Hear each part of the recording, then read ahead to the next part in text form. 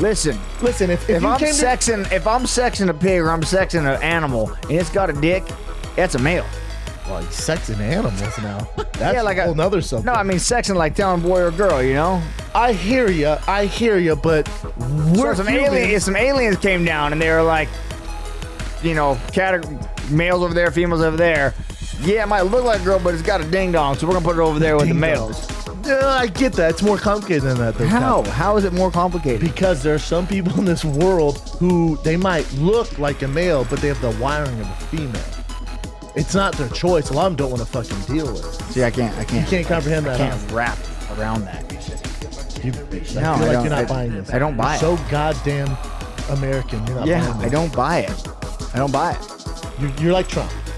You're like Trump. Trying to make America great again. Or fuck it up. It depends. It's just tough, man. Because I think there's some cases where, you know, people just they go through experiences and they're like, nah, I'm a boy. But there's some people who are actually born with the wrong wiring. And Cowboy's not buying it. You're too goddamn American. I'm just saying, if you got a dick, you're a dude.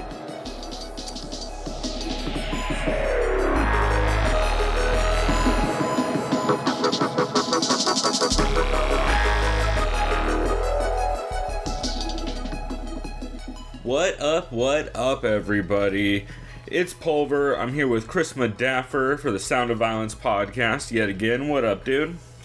Yeah, you know, just had these past couple days off. Just straight chilling. Yeah, I hear that. Fucking, oh my god, it's hot down here. And unfortunately, the way we record, we can't have a fucking fan in here, so I am dying. Luckily, I am pounding a, what is this? Fucking Old Crow and lemonade like a weirdo. So hopefully that'll help. But if you guys have not heard the show before, we're essentially a guide to the MMA podcast you should be listening to. In our first segment, we go through and talk about a podcast you should catch, a podcast you should skip, and a podcast you can't miss that happened during the last week in MMA. And then the next segment, we'll go through and talk a bit about the last week's UFC on Fox 25 card, and we'll break down the upcoming UFC 214 card, which is fucking stacked. So that shit should be pretty tight. But why don't we get into format? Why don't you start us off with the podcast you think people should catch this week? Let's see. I think as far as the one people should catch this week, I enjoyed a co-main events episode. They kind of just went through bit by bit.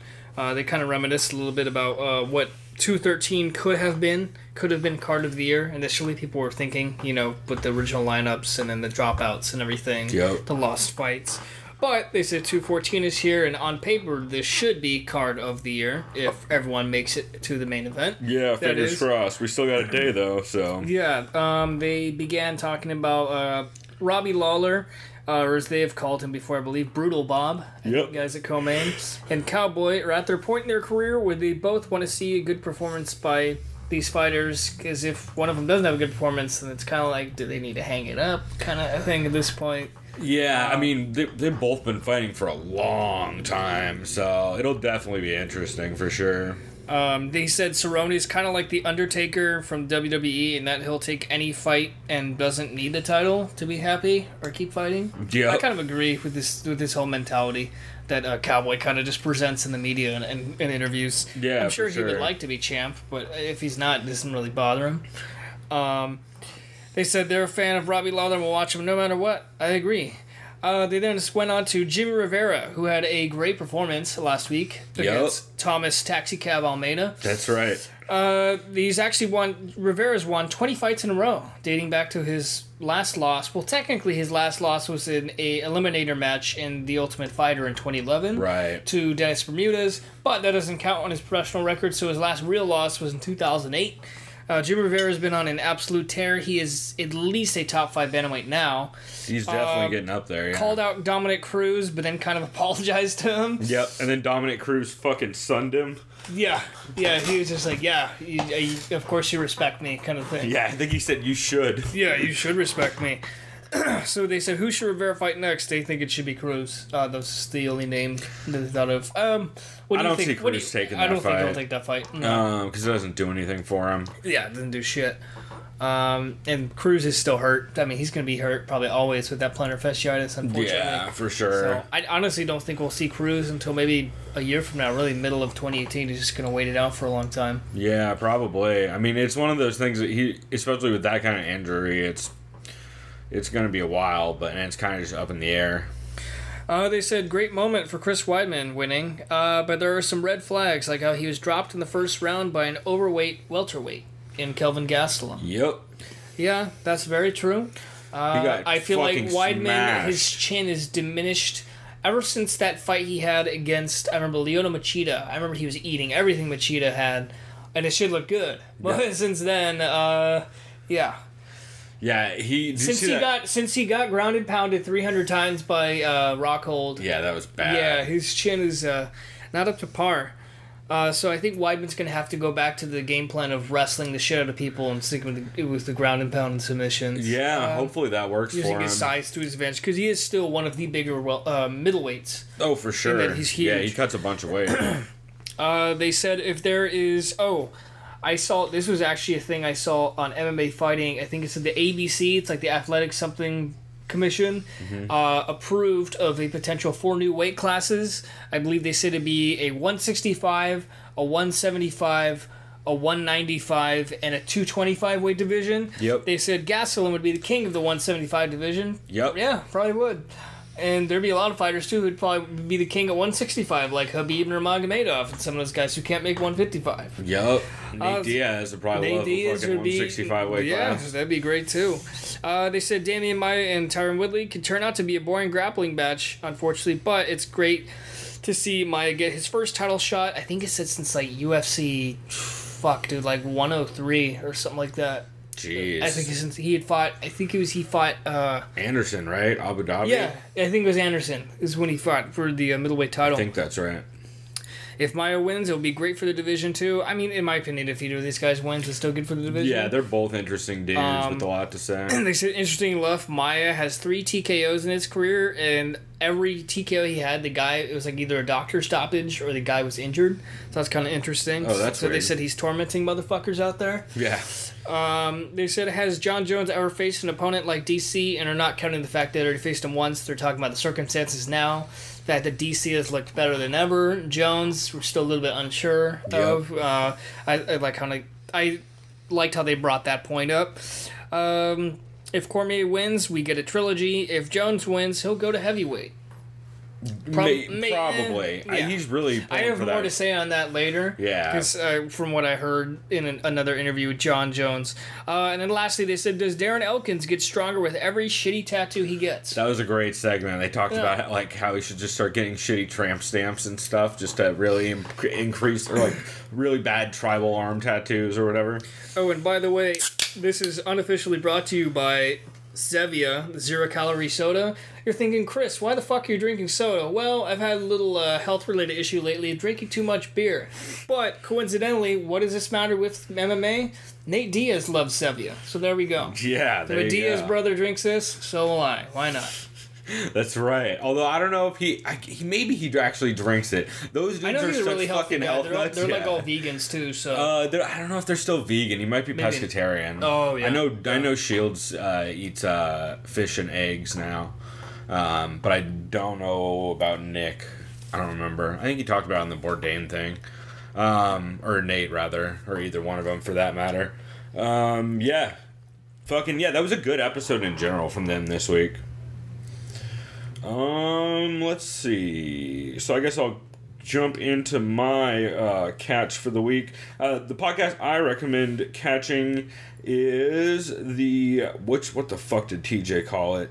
MMA Evolution with TJ and Caleb Quinn. It's TJ DeSantis of Sherdog, of course. One show he does with his buddy Caleb Quinn, who he knows from way back in like the Minnesota training days when TJ used to do a little bit of BJJ and train a tiny bit of MMA. And that show, they basically just talk about all like kind of whatever, but it always ends up leading back to like old stories about like early MMA days. And this episode was a really good one just because they went through, talked about a lot of the old Midwest MMA shows they went to. And they also talked a bunch about the UFC on Fox card that happened over the weekend. And TJ is actually working Brave Combat 7 in TJ this weekend. So TJ and Tijuana. Look forward to that. And that's like a weird promotion. They had somebody had that guy on. I think it was TJ actually. Had him on, and he's talking about how he wants to kind of bring MMA to a lot of regions that don't get it. So that's why they're doing shows in like TJ and weird places like that. So that's pretty cool. Man. The more exposure everywhere, the better. Oh, for sure. And if he's getting guys like TJ to commentate, it's a good sign for them. And I think it's actually streaming free on YouTube but this weekend. I think it's it's Saturday for sure. So I'm definitely going to check that out. Maybe we'll put a link in the description for where you can find that. Let's see. Oh, they also talk about the history of MMA prelims, just from like going from when you can only get them on the UFC DVDs like 6 months after the event when the DVDs came out, and then eventually they started streaming them on Facebook. So does that mean if you didn't get the pay-per-view, you have to get the DVD? I don't even think they put it on the pay-per-view. Oh, wow. Like back in the old days, they would just literally only put them on the DVDs, which is pretty crazy. And then they talked about their evolution to Facebook streaming and then Fight Pass and all that. And then they break down the history of how TJ and Caleb first saw MMA, like events and stuff like that, which was pretty cool. Just hearing like TJ talk about like, actually it was fucking at Caleb's mom's house. It was the first time I saw a UFC event. They also bring up a lot of old promotions like Yama Pit Fighting and Real Pro Wrestling, which Yama Pit Fighting I believe was the one run by Chuck Norris, where it was literally fought in like a bowl. Because they were like, oh, we want to have an event where strikers aren't just going to get taken down all the time. So we'll have them fight in a bowl. And then wrestlers just have to walk at them and they fall over. It's a fucking terrible plan. And it's real weird. That sounds weird. Yeah. They also mentioned the history of Tap Out, going from like a company run by Mask to the fucking Vince McMahon horror show it is now. And they talk a bit about the EBI 12 Women's 125 tourney, which is on Sunday, which is going to be dope as hell. But overall, just a fun episode. They talk a lot about like weird old promotions that you're not going to hear a lot about often. And those guys just have a good repertoire, so I thought that was a pretty dope episode to check out. Let's see. So why don't we get to your skip episode for this week? Yeah, my skip is, I should have listened to Submission Radio's 214 preview, because even though it was like 2.5 hours long, so I decided to listen to a regular one-on-one interview. Yeah. The one I listened to was Colby Covington. I don't have anything against Colby Covington, except the way that he kind of presented himself in this interview. He comes off real cringy, but he's super funny. Yeah, he's funny. I just say skip because he's kind of repetitive. He was just saying the whole spiel. Grew up sleeping on my couches. My mom worked 3 jobs. This whole division is fake. They don't know. They're all quitters. If RDA was in prison with me, he'd be doing my laundry. He'd be my bitch. I thought that was kind of funny. Right. But he was basically saying him and his best friend, Jorge Masvidal, believed themselves to be the 2 best welterweights in the world. It wasn't a bad interview by any means. I was entertained by it. But I didn't really get more kind of substance, more any gravitas from Colby Covington. The thing, what he said in the interview is kind of what I've heard him say in the Octagon and on social media, because I follow him on social media now too. And his Twitter account's crazy. His embarrassment tour, all that. I think he seems like a cool guy to me. He thinks Tyron Woodley is a quitter and an average wrestler. Only relies on striking in fights lately. He said when I sparred against him back at ATT, and he says Woodley is not a teammate anymore. He's like, that fool went over to Duke Rufus and quit on us. So whenever he's over at ATT, it's for promotional shit. But he also was never really at Atlanta ATT. Yeah, no, he's in fucking St. Louis. Yeah. Yeah, in his own... Or not, he was at... one, and he would train at Atlanta, I think. Not at the Florida one, I meant. But yeah, he said, Woodley's enemy number 1, and he says she didn't have shit for me when we sparred years ago. Sure, years ago. Possible. I mean, things change, so who knows? Yeah. I mean, I know Covington's an All-American wrestler, too. So. Yeah, super good wrestler. Yeah. Either way, I'm excited for Colby Covington and what's next for him in that division. I think he's ranked number 9 now at welterweight. So he's definitely going to get probably a top 6 guy next. They're definitely not going to give him Masvidal because they would never fight. And what was it? Yeah, no, I don't know. We'll see. We'll talk about it later too. Probably in like in the 214 preview coming up. Yeah, there's a lot of interesting things happening at welterweight right now. And Colby Covington, I'm pretty hyped on. I actually have that dude in my MMA fantasy league. Yeah, I saw that text, dude. That's a solid fucking team.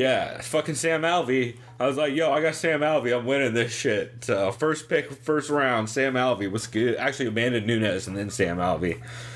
Which is fucking scaring me. All of her fucking misty talk lately. Yeah. Let's see. So I actually don't have a skip for this week. And the reason why is because there was just a ton of really good fucking episodes. I guess I could have nominated 5 rounds just because they didn't really talk about anything that was all that interesting. But they did play a clip of Tonya talking about... I like the clips that they played. I thought they were good. The interviews that they had with Jones. But yeah, it wasn't bad. That's why I don't really have one. But I did want to bring up the Beatdown After the Bell for UFC Long Island. You should definitely check out if you're interested in that at all, or you like hearing people shit on Doug Crosby. Because Jordan goes on a crazy fucking rant about just how fucking terrible Doug Crosby is after he had another fucking weird fight card turned in at Long Island. And just how insane it is that only in MMA would he still be allowed to ref with like all the weird grudges and shit that he's had in his past. They just bring up a lot of fucking history of that dude and how shitty he is. They also talk about Tiger Schulman and how fucking crazy and cult-esque his fans are in the Northeast at ROC and TSK cards. Just because they're like crazy fucking... Tiger Schulman, of course, is Jimmy Rivera's coach. I was thinking of the gym that's called Tiger something that's like in Jersey, right? Yeah, same thing. Oh, that's the guy's name. Tiger Schulman that's so confusing because remember I saw it embedded Jimmy Rivera, Tiger Schulman Gym. Like, is that like the name of like a style? Yeah, his name's like something. His nickname is Tiger. Oh, okay. He was a I think kickboxer or something. But I'm probably butchering that. And yeah, it was just interesting hearing them talk about that and just how weird Tiger Schulman is. He was the guy who in the corner of I forget which fighter, one of the fighters, the guy was like, he's like, why aren't you pulling the fucking trigger to the fighter? And fighter's like, I don't know, I'm just kind of worried I'm gonna overexpose myself and get knocked out. He's like, don't think like that, get knocked out. He's like fucking all crazy in the corner, fucking Matt Serra style or Ray Longo style. It's just funny. And those dudes are characters out of Jersey. Or Justin Buttholes. Yeah, Justin yelling Buttholes. like really coarse. That dude loses his fight when he breathes. Yeah. Let's see. Oh, and then they talked lastly about Dom's ability to stun people verbally and how bad he abused Cody in the lead up to their fight. It's fucking absurd. So it was worth checking out. Also, TJ did mention on that episode that they're going to start recording kind of like Laps Fan. If you guys don't know Laps Fan, it's the Laps Fan podcast. Is Jack Encarnacio of Sherdog and JP Sorrow, his buddy, go back and they basically do super thorough retrospective breakdowns of old WWE cards, or I guess WWF back then. And they've eventually branched out to other organizations. But TJ says he wants to start doing a show with Breen for like old weird MMA cards like that, and it'd be pretty fucking dope. So I think TJ said he's going to start doing that on his Patreon feed, so that might be worth checking out in the future for sure. And that's my skip. That's not really a skip for this week because I didn't really have one. Let's see, why don't you go to your must listen this week? You know what? I actually don't have a must listen this week. I didn't get a chance to listen to many podcasts as I wanted to, so every podcast listen was kind of like, it was a good listen. Like, you know what I mean? Like, yeah.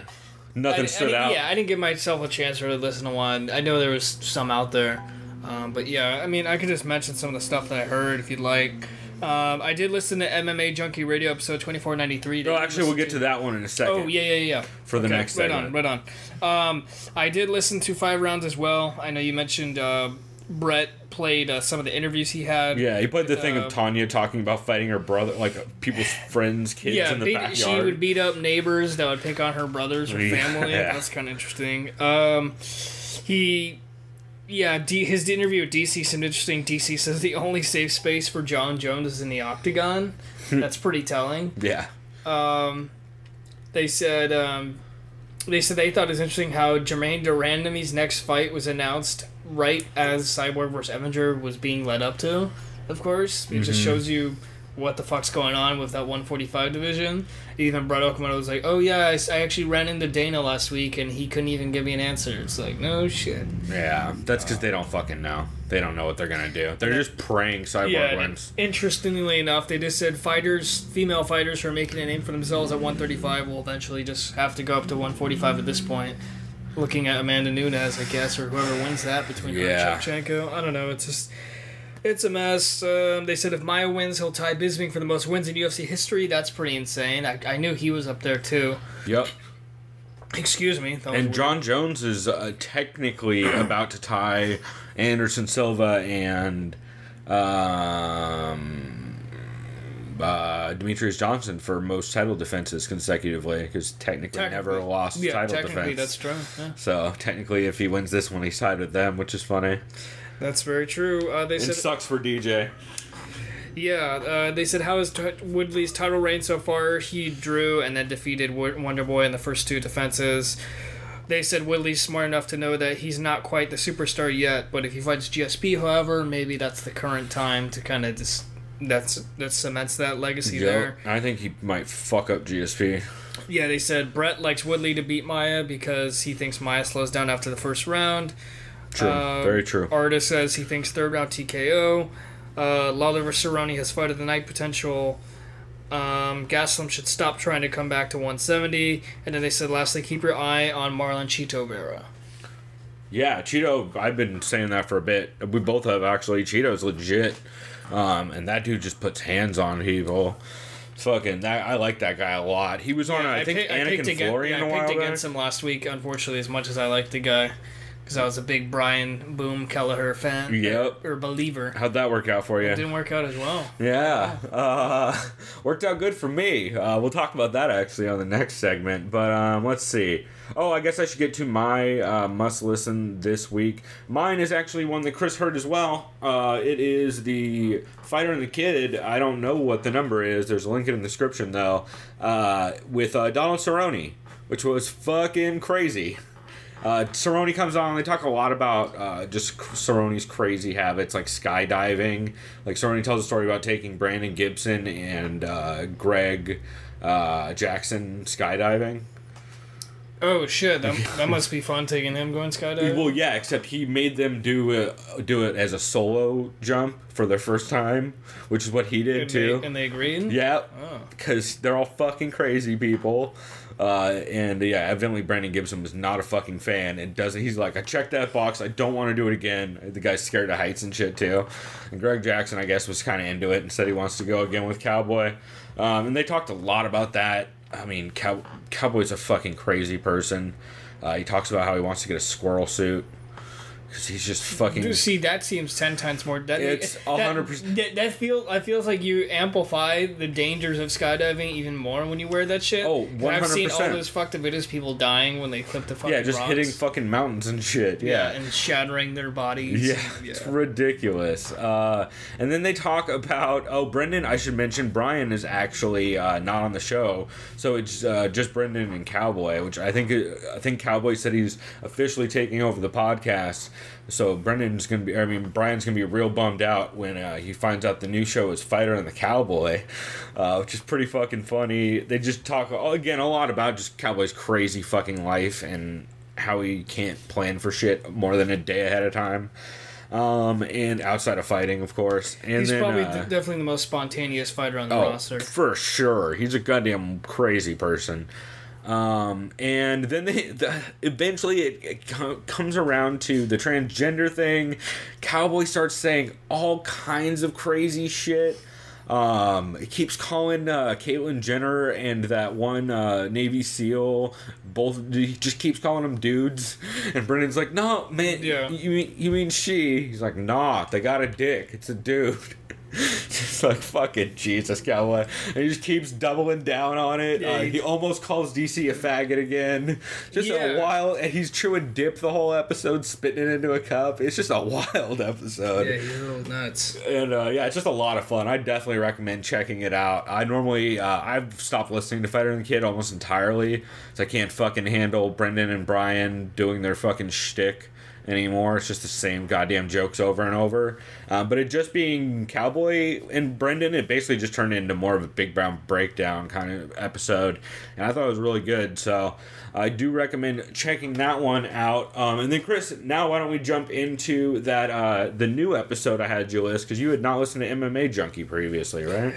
Yeah, no, I think I know. Part of me kind of, it felt familiar. Like, I think I've listened to that show a while ago. Yeah. But yeah, no, it was very interesting listening. They went, just starting from the history of their show, I think it was back in 2007, because I think they've been doing it for 10 years. Yep. It was a Gorgeous George and Goes. Yep. They reminisce about UFC 60, the beginning of the podcast. I remember they said one thing that was kind of interesting is they said there was a huge connection with MMA and the porn industry back then, and that was a really good point, because I remember too that there was Jenna dating Tito. There was that. I remember the guy's like, oh, some name like Britney Skies. Like, go ahead and Google that if you want, everyone. And he's like, there's always UFC. I remember, I don't know if it was just the UFC always having events at the Playboy Mansion, but they said they were there a lot because I don't know if the UFC ever did events there. I know Strikeforce did. Someone did. I think it was Strikeforce. But they said they went there. They went to the Playboy Mansion a couple of times.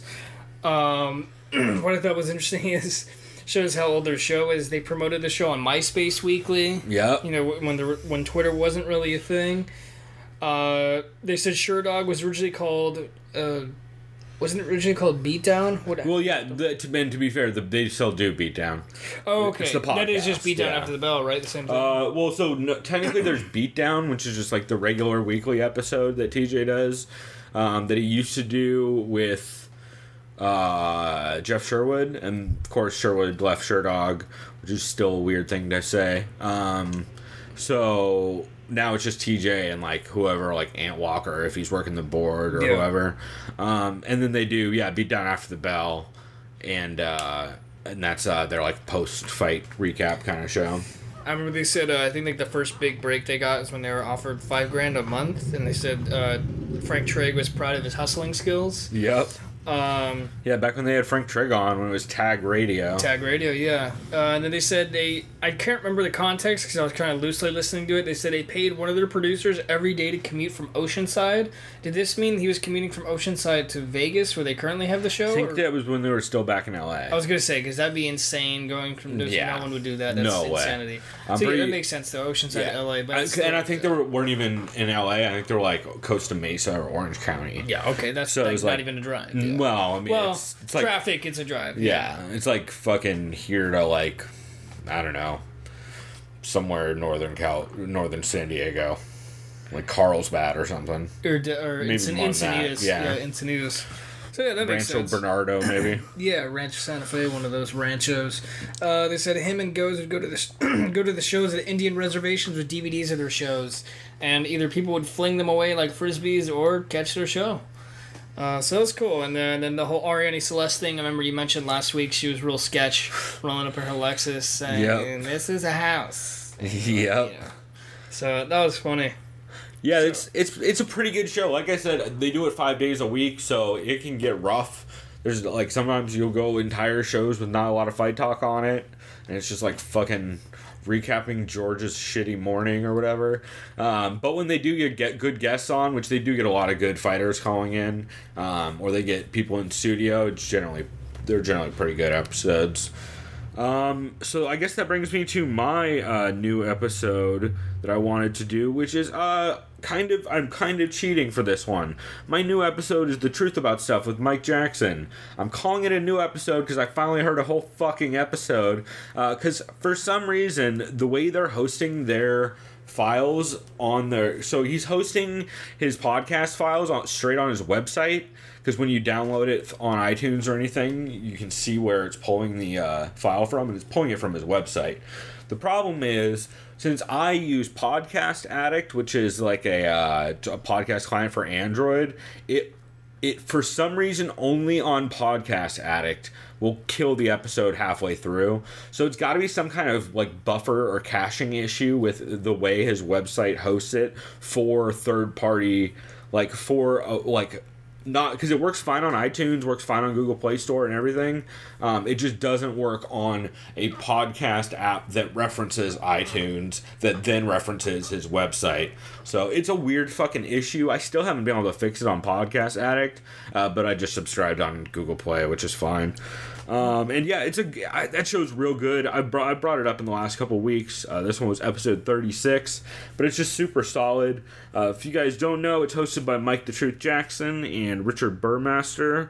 Richard is the media director for LFA, and the head instructor of the lab in Katy, Texas, which is an MMA gym. And Mike Jackson, you probably know from him getting his start fighting Mickey Gall. Yep. In his first UFC fight, and then working press row the same night. Yep, I remember that. He had literally just changed real quick and was right there in the seats. Yep, which everybody in press row fucking loved. Like Ariel and Luke Thomas, and those guys were losing their shit. They're like, this fucking guy is great. And he's also, Mike Jackson's also the photographer for Legacy also. Or at least he was when they were Legacy. I don't know if he is now at their LFA. But they talked a lot about the LFA event that just happened. Which was LFA 16, I believe. Nope, 17. 17. And they said they're super hyped on this kid named Robert Wallace. They also talk a bit about the Contender Series and Jeff Neal's fight after coming off the LFA win 11 days previously. So that was pretty dope to hear. Let's see. They also... they did lose last week's episode due to technical difficulties, and they talked a lot about the Floyd and Conor trolling back and forth that's been happening with like the CJ Watson jersey and like all that. What do you think of that? Do you think that was pretty good? I thought pretty it was pretty clever. good. That was pretty clever. I like that. I heard someone mention that someone needs to walk out with Nate Diaz, or that Floyd needs to walk out with Nate Diaz. Which would be a pretty dope move. Just the thing, that CJ Watson thing, right? You know, it was the picture with him it was like the old school Warriors jersey, you know. Yeah. People, when they saw 23, they're like, oh, who's that? Draymond Green, who's currently in the Warriors? And he's 23. And Draymond Green commented directly on Conor's post saying, oh, fuck you, don't ever put my name around. He's like, first of all, chill out, son. You know, it's like this CJ Watson's jersey. Yep. He's like, you dribble basketballs on the floor and dribble heads off the cameras. He's like, I don't know. It's pretty funny, though. He burned Green pretty bad. Like, he set himself up. For sure. And yeah, Green was saying, oh, take that jersey off. We're Team Mayweather or whatever. And Conor also mentioned you might want to look up why I'd be wearing a CJ Watson jersey. So of course his baby mama was the one that he beat up, was over her texting CJ Watson. And Draymond Green today also got in trouble for assaulting a woman. No way, dude. That's fucking today. Like today. Yeah. Wait, I have to look this up. Look it up. God damn it! Wow. I think it's a woman and a man. He got in trouble for assaulting. Well, to be fair, I don't watch too much NBA except during the playoffs. It was, I think, 2 years ago he kicked a dude in the balls when they played OKC in one of the playoff games. Yeah. So he does seem like I do remember that. He seems like a very violent individual. So let me. Yeah, go ahead and look that up. Wow. But yeah, that was pretty good. And then so they said that. I forget who it was. One of the podcasts this week said, it might have been this one, they said that Floyd should totally walk out with Nate Diaz to fuck with Conor. And the guy said, well, then you know the comeback is for Conor to walk out with the chick that that'd be amazing. CJ Watson took it up with. Dude. Fucking, because that would be hilarious. But yeah, pretty goofy overall. And it's a really good podcast. I do recommend checking it out. And go ahead, give us an update. Yeah. Ex-Michigan State football player sues Draymond Green for alleged assault and battery. A former Michigan State football player and his girlfriend have filed a lawsuit against Draymond Green, accusing the Warriors forward of assault and battery.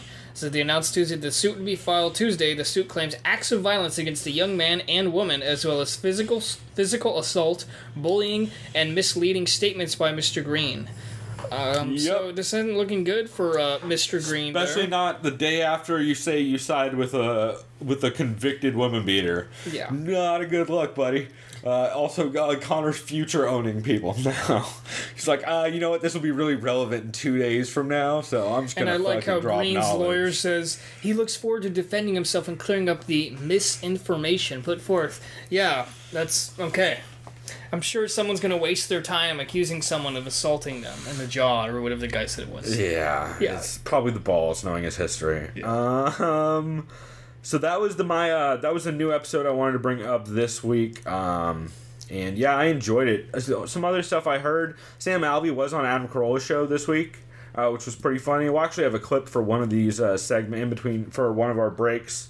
You know what? We'll do it for the next break. Since on the intro you heard Donald Cerrone talking about trannies or not trannies. Wow, that was offensive. Wow, Chris. I know, I'm such a fucking bigot.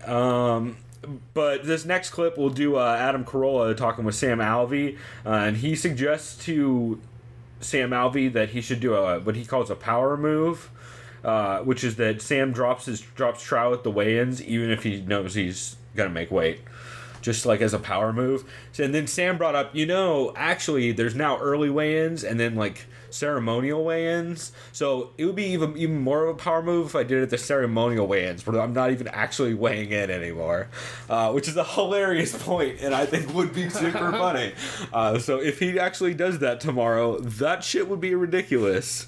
But it was just a funny segment. Sam's been on that show before, and it was just cool hearing him interact with Adam, because Adam's a big fan of his. Let's see. Oh, he did also say that he's cutting down from 207 in the next 11 days. Okay. He has to make 185, so that's a big fucking weight cut. Yeah. Let's see. You mentioned Beatdown after the bell. Jack Slack had a good one about the death of Fightland, which was kind of cool, because if you guys don't know, Fightland is gone from Vice. Vice got rid of all of their writing. They're only doing video content now. Yeah, I know they did get backlash for obscure some of the shit they'd come up with. I enjoyed a lot of it because it's kind of hilarious. Mm-hmm. But yeah, I think they are focusing more on their video stuff, at least as far as overseas and international news goes. Yeah, because that's kind of like their main niche and like their main point. They want to get like news out to kind of like the I guess the millennials. Fuck it, just call it that. Yeah, so. Pretty much. And then the only other one I had was Unfiltered. They had Phoenix Carnival back in studio. See, I didn't listen to that one because it's on her name, so I fast-forwarded to the very end, so I heard Woodley. Yeah, so she was actually all right. She was much better this episode, despite her fucking constant need to bring up fucking superhero shit, 'cause she knows Matt loves it. Let's see. Oh, Matt mentions that Ally Quinta and Aljo live together, which I did not know, but it's hilarious. That's not surprising, though, because it seems like those guys could be best buds. And they are also drinking together a lot and talking shit on Twitter a lot at the same time. Yeah, so like it kind of makes sense. sense. Yeah. Yeah, like the muchachos at muchachas. Yeah. Fucking Aljo, drunk on Cinco de Mayo. Let's see. Great. He's fighting on this card, right? Big ass fight. Yep. Hendon Brown. Yeah, wow. It's gonna be a crazy fight. Catch weight, but still a good fight. Yep. Yeah. You can blame California State Athletic Commission, or thank them for that matter. Exactly. I actually agree. It just saves Brow from missing weight, hopefully. In bathtubs. Yeah, Jesus, or dying.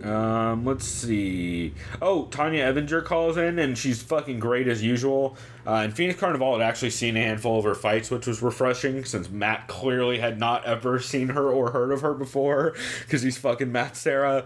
But by the end, he's like, Tonya, I like you, Tonya. You're fucking great. I love your attitude and shit. It's just classic Tonya being Tonya shit, just talking mad shit the entire time and saying shit like, "It's good. I'm not sure who the UFC hates more in this fight between her and Cyborg," and it's pretty funny. And then it's just some other things to rattle off that I didn't get a chance to hear yet, but I know are going to be good. There's an Invicta All Access. with Julie Kedzie and TJ DeSantis talking about Tonya Evinger taking on Chris Cyborg. There's also an EBI preview show that TJ did with Eddie that breaks down the EBI flyweight card that's happening this weekend, the women's flyweight card, and that'll be fucking awesome. I'm really hyped for that thing. So I recommend checking out all that stuff. Did you have any other ones you wanted to bring up? Yeah, I listened to the Unfiltered with Jones and DC. Oh, yeah, I heard a bit of that. Yeah, I'll just be brief. DC, he says he's been training with the best wrestlers in the world, Olympic champions from Russia, you name it, and all sorts of styles of wrestling, like folk style, freestyle, Greco, anything. I don't even know them all. There's probably a fuckload. He said the one thing that surprised him most in his first fight against Jones is that he felt unbelievably strong and wide for a light heavyweight. He said he's stronger than some of the heavyweights he fought, like Bigfoot. So, but that shows how crazy athletic and strong Jones is, too. Credit to him. And the craziest thing he said that happened in his career is crazy. I can't remember how many months he said it was, but after he lost to Jones, I think he said it was like 6 months later he had the belt against Rumble because it was such a quick turn. Something like that. Yeah, something nuts. He said because he remembers he saw himself crying in the mirror when he lost to Jones. But then, like, it's like a weird dream, like, state. Like, 6 months later, he was just, like, grinning and smiling with the belt around his waist. That's nuts. Like, I would see how that would, like, freak me out, too. Yeah. You know, like in less than a year, you're the fucking champ. So... Pretty wild to turn around that dude. And they said, Jones, how would you describe Jones as far as, like, do you guys really hate each other? And he said, Jones is like a colony of ants that is on my arm and bites into my skin every time he opens his mouth. Fair enough. Yeah, that sounds pretty accurate. Yeah, they fucking hate each other. He says fighting a person you dislike is the best feeling in the world because he says it feels like it brings out the best in him because there's natural hatred and passion in that fight. John Jones said he had an anxiety attack once he heard from his agent Malky Kawa that he tested positive and couldn't fight at 200. Checks out. Yeah, it's the right response. He said he knew Ovince St. Preux was a dangerous opponent because of his unorthodox style of fighting, how he can knock people out fleeting backwards. Yeah. A lot of I rewatched that fight, too, about a week ago, and I forgot OSP had like an 80-inch reach, and he was cracking Jones pretty good. Yeah, it was pretty competitive, It was still one-sided, don't get me wrong. True. But OSP had a couple moments. A lot of dick pill talk on that episode, because Matt Serra and Jim Norton love them some dick pills, or as fucking Matt Sarah likes to call them C-pills. Yeah, might listen to the kids. Yeah, for any kids listening, I'm not going to say it, but... By C, I mean cock. But C-pills, you're like, why? You just said it, Matt. I don't... Okay. Yeah. He said... what did he say? He said not partying before his fight crossed his mind during that camp. Of course it did, because that's like his routine. Right. Which evidently he hasn't necessarily stopped, according to Donald Cerrone. According to Donald Cerrone, throwing him under the bus today. Because Jones interview says, I've lost any thoughts of ever having to party before my fights. Sure.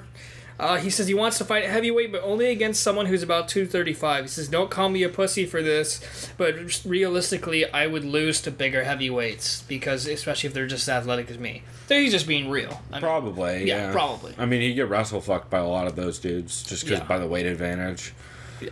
Wall installed. I think of Francis Ngannou, if he had good grappling, that size person would pose some big problems for John Jones. Yeah, or even like, I mean, Stipe is the best example of like just a bad style matchup for Jones. Yeah. Or Kane is probably the ultimate example. Just those dudes are too... Fabricio's a bad one. They're just too fucking big. Even Alistair, he's 6'4". Yeah, Alistair is a fucking terrible... It would be a terrible... Although, Alistair is so fucking weird. His chin's kind of weird, too. His chin is weird, and his just, like, mentality is kind of all over the place. He's gotten much, and these at Jackson's now, so that probably never happen.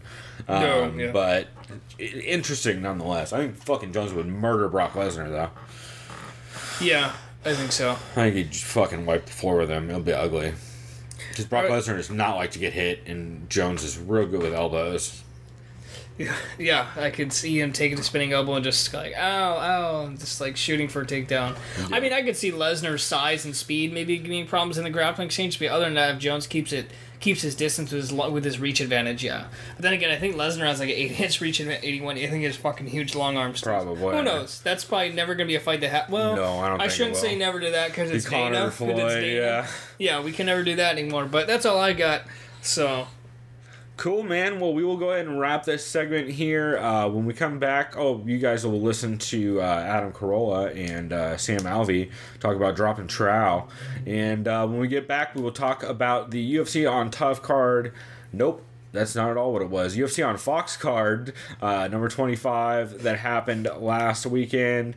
And then we'll get ready to break down the upcoming UFC 214 card. So check that out. We'll be right back.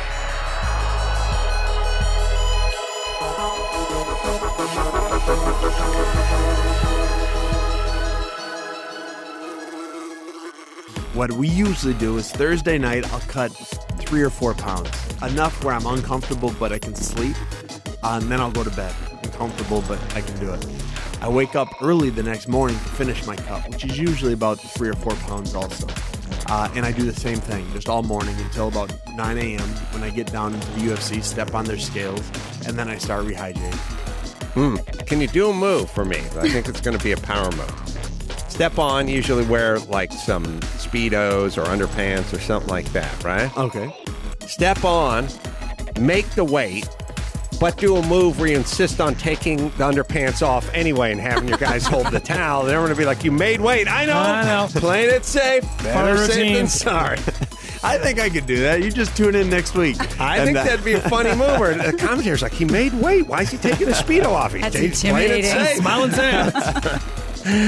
And that move where your seconds hold the towel in front of you. Yeah. You know how it is now is the official weigh-in is at like 9 a.m. But then they have a for show weigh-in at night. So I'll weigh in at night. Maybe that's the time I take my underwear off. Is when I've already made weight, 6 hours ago. That's Yeah. right. Yeah, I think that Play would. with house money. Yeah, I like that.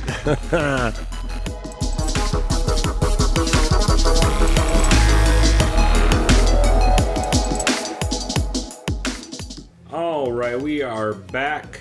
That was Sam Alvey and Adam Carolla talking about dropping trow, and now we're going to jump into our UFC on Fox 25 picks that we had last weekend and kind of quickly talk about this card, which feels like forever ago. I don't know if it's just the Dana White Tuesday Night Contender Series that's doing it to me or what, but like these fights feel like they were so long ago. To be fair, it's been a long fucking week anyway. We'll start off at the top. Let's start off to the top of the card. So Chris Weidman, Kelvin Gastelum. We both had Gastelum going into Even this. though we both were saying how Weidman's probably going to win. True. Because of his size. And we were almost right. Almost right, yeah. If there was like 30 more seconds left in that round, Gastelum might have got it. However, did you see the picture of fucking him crushing Chris's face? Oh, where he changes him to look like the fucking dude from Goonies. Yeah, It was Sloth. brutal, man. Oh my god. And then Chris came back and got that head and arm choke, which Matt Serra talked a bit about on I think it was the John Jones episode of Unfiltered. I think so, yeah. Where he was talking about how Chris loves the head and arm. And yeah, it was a great back and forth fight. Chris had me real worried, looking real wood-piley and misty, as Eugene Robinson would say, but came back, looked good. So He's still our boy. yeah, Dude, his dad was... what was his dad doing again? I didn't really see it was like yelling up and down. I think he was saying it again. Yeah, something I dumb. think he was still saying that's still my boy again. And fucking, I love that Michael Bisping was like, you need to tell your dad to stop that shit. It's embarrassing. Which it is. It's brutal. So we'll move on. Darren Elkins, the Damage, king of shitty tattoos, was able to beat Dennis Bermudez in a fucking scrappy fight like always. Fight. I did see that fight. I was able to catch after work. Yep, split decision. Went to Darren Elkins. I had it going to Elkins. I could see why Bermudez, he definitely won one of the rounds, but I definitely had it for Elkins. Yeah, so I did as well. Close fight either way. I think it was the second round I gave to Bermudez. I think he caught him more. I think he got him against the fence and got some good body shots in and kind of had more control. Other than that, I think 1 and 3 are pretty clear for Elkins, if I remember. Yeah, 3 was super clear for Elkins. Yeah. This fight was close too. That's right, Patrick Cummins, John Volante. Yeah, actually, I ended up just pulling this up. each other. It was funny. I was after work. Donovan's in La Jolla is a really good spot. A lot of my coworkers like to get beers because it's happy hour. Like we're after 3 from 3 to 5, dude. It's sick. Yeah, Donovan's is I get like $3.94 and shit, and I have like some good appetizers. But I told them like, hey, can you guys put the fight on? You know, Fox Sports 1, like, sorry, we're not allowed to show fights here. And I'm thinking, wait, yeah, it is Donovan's. They probably went like that. But luckily, I ended up finding on my phone. So I watched this fight on my phone while just drinking some, having a fucking appetizer. So. There you go. Yeah, it was an enjoyable fight. Yeah, it was good. Super scrappy. Just a classic fight with these two dudes doing the exact things that they do. We both actually had Cummins going into that, and I changed to Jean Volante the morning of, which was a bad move. Was that just like you kind of reviewing your picks and your? So I go through and I do submit picks for the MMA community. Oh yeah. Pick'em thing, which I'm tied for second in right now. Thank you very much, motherfuckers. Actually, I think I'm tied for second. I'm pretty sure. Yeah, I think I got third place on this event, and then I'm tied for second for the season. I think I'm like right behind either Sex Chicken or Connor's Nut Hugger. Cause fucking MMA forum names. Jesus. Yeah. But scrappy fight, and I've been doing all right on picks. I've been doing okay. But changing that to Volante was not the move. Thomas Almeida, Jimmy Rivera. Jimmy Rivera looked exactly like how I thought he would in this fight. Dropped Almeida was in the first round. I think so. Dropped him pretty hard against the fence. Yeah, super scrappy. Just came in there, fucking lunch pail style. Like Almeida didn't look too terrible though. He definitely was way more defensive. He was way more defensive on his feet. So he definitely learned from that Garbrandt fight. Mm-hmm. Well, I know he did have a fight after Garbrandt, and he starched that one guy. I think it was a guy named Jose Morales or something like that, or Alfred Morales, one of those guys. But either way, Jimmy Rivera's shown that he's a top 5 talent easily. For sure, that dude's boxing is on point, and he is big for that weight class. What do you think? Not height wise, but width wise. What do you think's next for Rivera? I heard someone mention John Lineker. That'd be a fun fight. I think Rivera would ruin Lineker. Yeah, maybe. I don't know what's Dodson doing nowadays. I thought he was hurt. I think he is, I thought he was. That was a while ago. That could be. I think it was a back thing, so I don't know. I know we hate the rankings. I know we hate doing this, but real quick, since we got to do it for some of these guys, let's just play. I know Rivera's like top 5 right now. Oh, he's going to be top 5 now. But if you wanted to do a fantasy matchmaker and say what's next for this guy, real quick. So yeah, Jimmy Rivera's number 4. Wow. Yeah. Okay, he's number 4. Lineker's number 5. So he's got to go up. So it looks like right now he's going to have to fight a Sunsao next. Yeah, that's a good fight. That's the fight they should make. Have they fought before? I don't think so. Actually, maybe. No, probably not. No. Who am I thinking of that fought a Sunsao? Dillashaw fought him twice. Maybe that's what I was thinking. Well, because they're saying if it's not Sunsao, he needs to fight Dillashaw. Oh shit, he fought Brian Kelleher in Bellator. Oh wow. I did not know that. It's pretty crazy. Yeah, Jimmy Rivera is legit. I say that's the fight to make. Have him fight a Sunsao. Yeah. Because Cruz is actually still the number 1 ranked bantamweight over Dillashaw. Kind of hard to believe. Well, it's not hard to believe, but I just forgot. But it's because Cruz is still nursing his injury in his foot. So yeah, I say Jimmy Rivera versus Sunsao is a fight to make next. Then you still got to book that Dillashaw versus Garbrandt, and then Cruz will just be getting healthy again. So either way, good things for that division. Yep. Let's see. Up next, there was Elizu Dos Santos Zaleski, I think his name is. Or no, Zaleski Dos Santos. Took on Lyman Good. Got the split decision. Elizu... I didn't see this. How did Lyman Good look? Because remember we chose Elizu because the guy Lyman was like just caught for roids or something like that? Yeah, he got popped for, I think it was tainted supplements. Oh, tainted supplements. But I'm pretty sure his manager is Malky. So that's what they all get caught with. Yeah. He looked pretty good. He definitely looked pretty good. I think he was the one that Tiger Schulman told to not worry about getting knocked out. He was like, get knocked out. I think it was that one.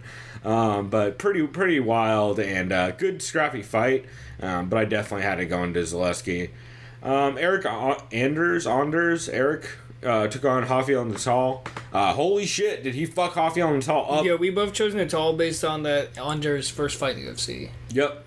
But what a welcoming party. Yeah, holy shit, dude. That dude showed the fuck up.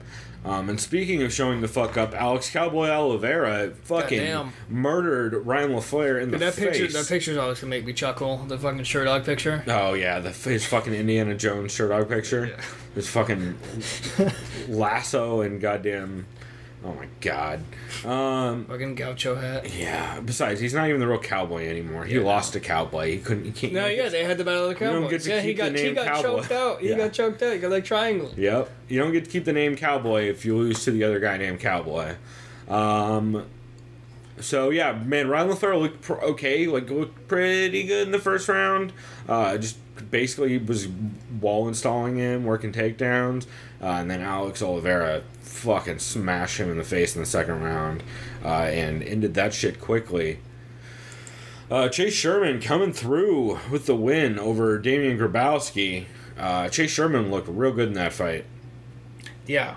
I'm starting to get pretty high on that kid. Yeah, we're believing the hype right now, so far at least. Yeah, and the commentators were pretty high on him too, on the improvements he's made recently, and he's just looking really good, and he's really starting to tighten up his boxing, and I like that kid a lot. He's I think it's gonna be interesting to see where he goes going forward. Jeremy Kennedy took on Kyle Bochniak. I chose Bochniak, and I don't even remember why. Yep, I had Kennedy, and I just remember, I think it's who Kennedy trains with, and I've heard a couple people were pretty hyped on Kennedy, so I went that way. It was a fucking week ago, and I barely remember the fight. I remember it being pretty dominant for Kennedy, though. And then this next fight, I betrayed the one person who I saw on Tough Latin America 1. I should have chosen Cheeto. It was just a gut feeling based on Brian Kelleher's victory from a couple months ago. I'm not picking against Marlon Vera anytime soon, ever again. Yeah, he's a fucking beast. Yeah. He's just such a beast, and he's hitting arm bars and head kicking fools, and just a wild dude. And he's just getting better. He's still pretty young, if I remember right. Yeah, I think he's only like 24, 25. Yeah, something like that. Here, let me check. He is 24, yeah. So, Jesus. That dude's someone to keep an eye out on for sure. He's repping Ecuador, too, so that's good for Latin America fans, too, based in that area. Junior Albini with the KO over the mustache. Dude, this guy, the highlight for this fucking confused me because he literally looks like a baby's body. Yeah. Do you know what I'm talking about? That was just kind of weird. Like, he's just all pudged. He's got like that Fedor body. Yeah. But yeah, and he had some like horrific stories this week about like how he couldn't afford his children toys, so they played empty shampoo bottles. That's fucked up. Just crazy. No one shit. should have to do that. Yeah, just crazy. But yeah, and then there's a video of that dude getting told that he got the bonus and shit, and it's really cool. So good on Junior Albino. Yeah, Junior Albino looking good, and I'm excited to see where that dude goes in the future. Timothy Johnson's tough as shit, and he beat the shit out of Timothy Johnson. So definitely a big win for that dude. This was the guy that I was hyped on, Shane Burgos. Yep. How'd that work out? Pretty good. Pretty fucking I actually changed to Burgos the morning of, because I did a little bit more research on him. I do like Godofredo Pepe, and you can see why in this fight. Towards the end, he's just like literally giving it everything. He's just like throwing fucking crazy strikes. Yeah. And pushing forward, but Shane Burgos was still able to get the best in most of the exchanges. And, man, it was just Pepe just was throwing like single giant bombs the entire time and just wasn't really able to land anything significant enough to sway the judges. Last we got Chris Wade and Frankie Perez. And I should have believed you when you said Chris Wade looks legit. Yeah, tough kid. I mean, I like both these guys, but Frankie Perez had that layoff for a bit, I believe, which I'm always like. Didn't he retire and then come back? Isn't that what happened? Oh, I want to say he retired like after the Sam Stout win, and then came back to fight Mark Giacchese of like December the next year. Yeah. But yeah, just tough fight. And Chris Wade was just able to out-grapple him and outwork him in most of it. Super big win for that dude. So that's mostly what I wanted to recap. Let's see, there was also ACB this weekend, but I don't talk about them because of their shithead owner who fucking is a horrible piece of shit. Oh, the Chechen guy? Yeah, the other Chechen guy. He's friends with Kadyrov. He's not Kadyrov. Yeah, that's right. Yeah. But Kadyrov is associated with ACB though too, right? Because he has fighters there. He has fighters there, and like the guy, like if you look at the guy who runs ACB, he's just constantly sucking Kadyrov's dick on his Instagram and stuff. Like not literally, but like because he would have to kill himself. Remember, gays don't exist in Chechnya. No, apparently. Kadyrov told them all to go to Canada. Yeah. Such a dick. But yeah, I think that's about the only card. I feel like there was something else that happened this weekend, but I don't remember what. But yeah, I guess we'll go. Oh, Titan happened, which is pretty good. But I like Titan because they have the square cage, which is kind of fucked up. Wait, they have a square cage? Yeah. How does that like work? Like it's a square. Well, I know that, but like if someone gets cornered, like one of the. Like, is it awkward? Like, can't they just, like, wide stance and just, like, not get taken down? It's more of an advantage. Right, yeah. So, generally, when people you get just at least sprawl out, like, against the corner of the fucking cage? Yeah, well, yes, except, generally, people just start throwing fucking bombs if you get stuck in that corner. And it's hard to get out of. Make it harder to get out of. Yeah, that's a good point. So, it's kind of wild. And Dakota Cochran fought on that card, who you guys would know as the gay porn star that was on Tough. It does sound like a gay porn star name. He literally is. He literally did gay porn once. Cool. Yeah, it's not an exaggeration. Literally a story. And there was somebody else on that card, but I always dig it because Sean Wheelock of Sean Funky Baddest Man commentates those cards. And the square cage just makes it kind of cool. So it's pretty fun. But we'll wrap this segment here, and then we'll get into our breakdown of UFC 214.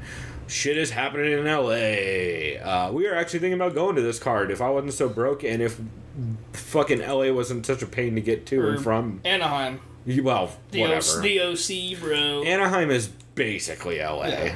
Well, it's an hour short. Right. Of LA. Right. But from where we're at, like, if you're going to go to Anaheim, you're closer to LA than anywhere else of relevance. Because fucking nobody goes to Costa Mesa. Well, people I guess Newport Beach, Disneyland. Yeah, I guess people still go to Disney. Anaheim necessarily. I mean, no, Anaheim's a trash place. Don't get me wrong. The only reason I go there is to go to the Ducks games, but yeah, there you go. But we will come back and we'll break down that 214 card, which I am super excited for. We'll talk about all of the dope fights on that. Also, I will give another plug later for the Invicta, the EBI card. So that's going to be really fucking good. And there's a bunch of murderers on there. So, fuck, I need to sleep more. Alright, so we are going to wrap that here, but we'll be back with that next segment. I have no idea what this next clip is of, but if I was to guess, it's probably more Donald Cerrone saying crazy shit, so check it out.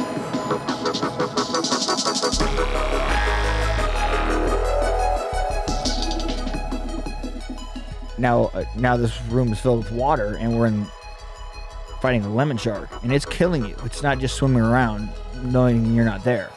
God, I don't feel like the lemon shark unless you got a hold of like my neck, my face.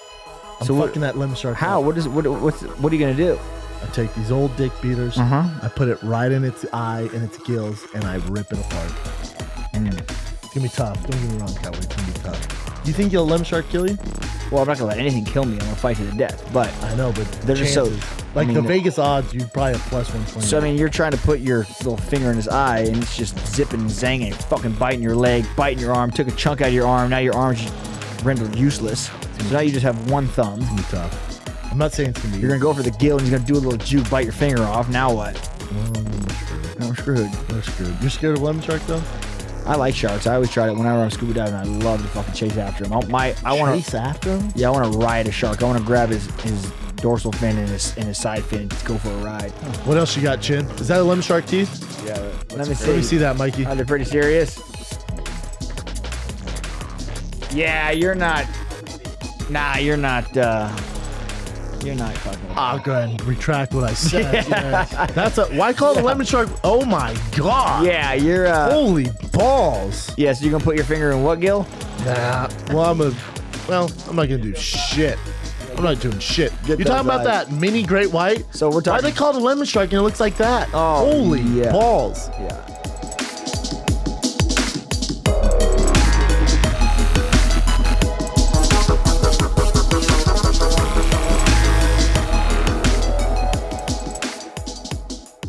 All right, everybody, we are back with this last segment, breaking down this UFC 214 card that I am pretty hyped for. Oh, yes. I mean, it's a pretty fucking good lineup. Nuts.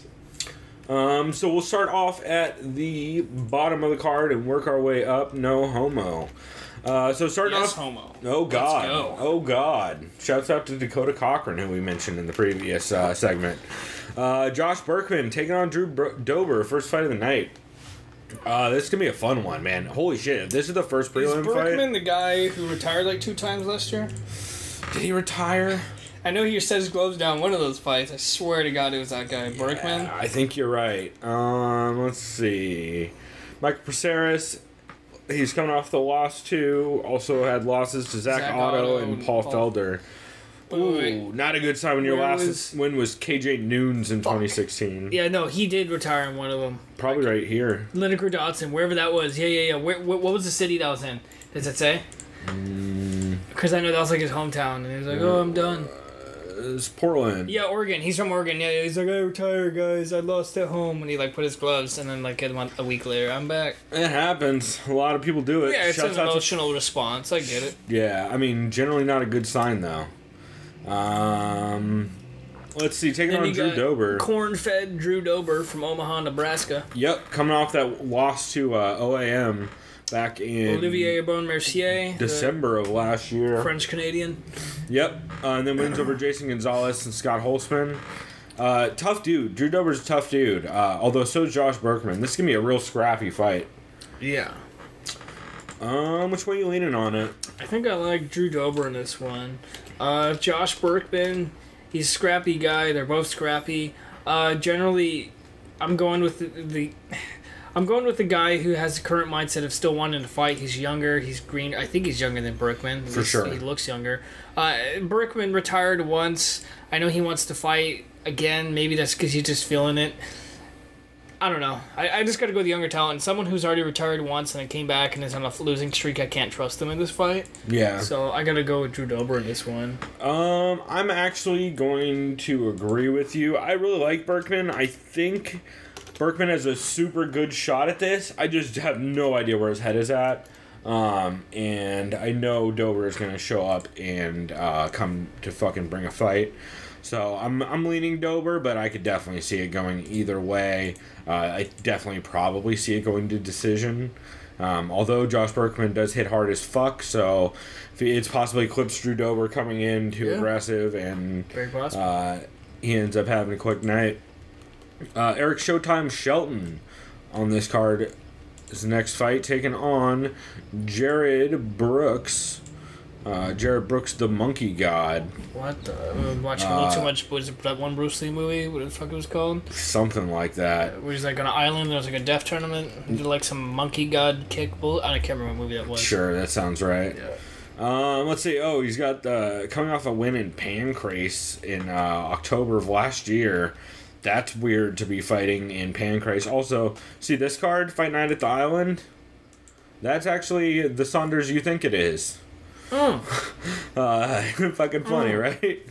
Was that the one event you showed me where it was raining on an island? Literally? Was that the same bit? Was that a different guy who put it together? I don't... No. That was It literally looked like Mortal Kombat. Yeah, no, that was a... God, I don't even remember whose event that was. It was like a weird event in Thailand that Dominic Robinson's team put together.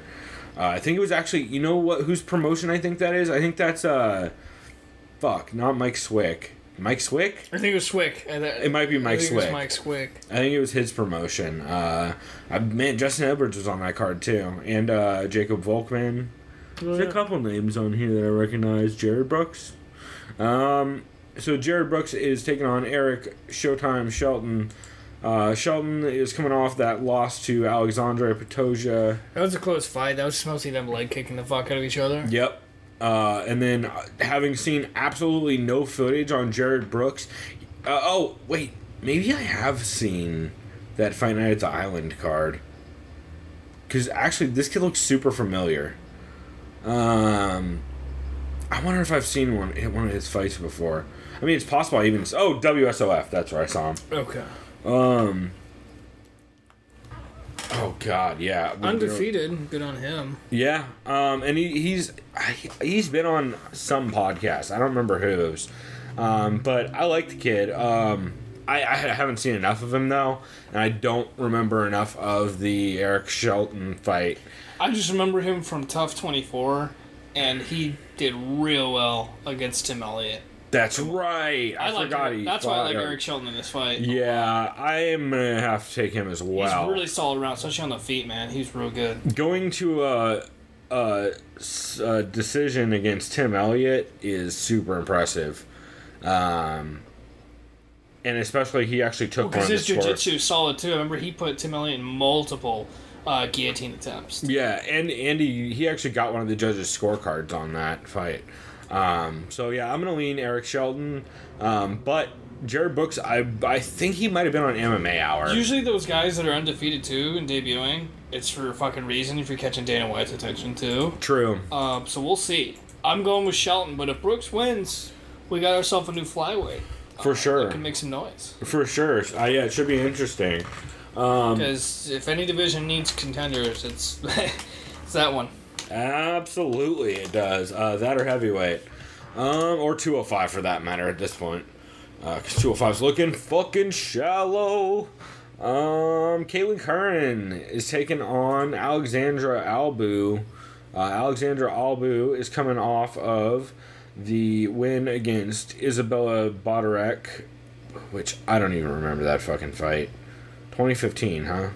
I mean, I know I watched it because I remembered Gonzaga Crow Cop 2. Was that her? Oh, yeah, you should show a picture of them, huh? Yeah.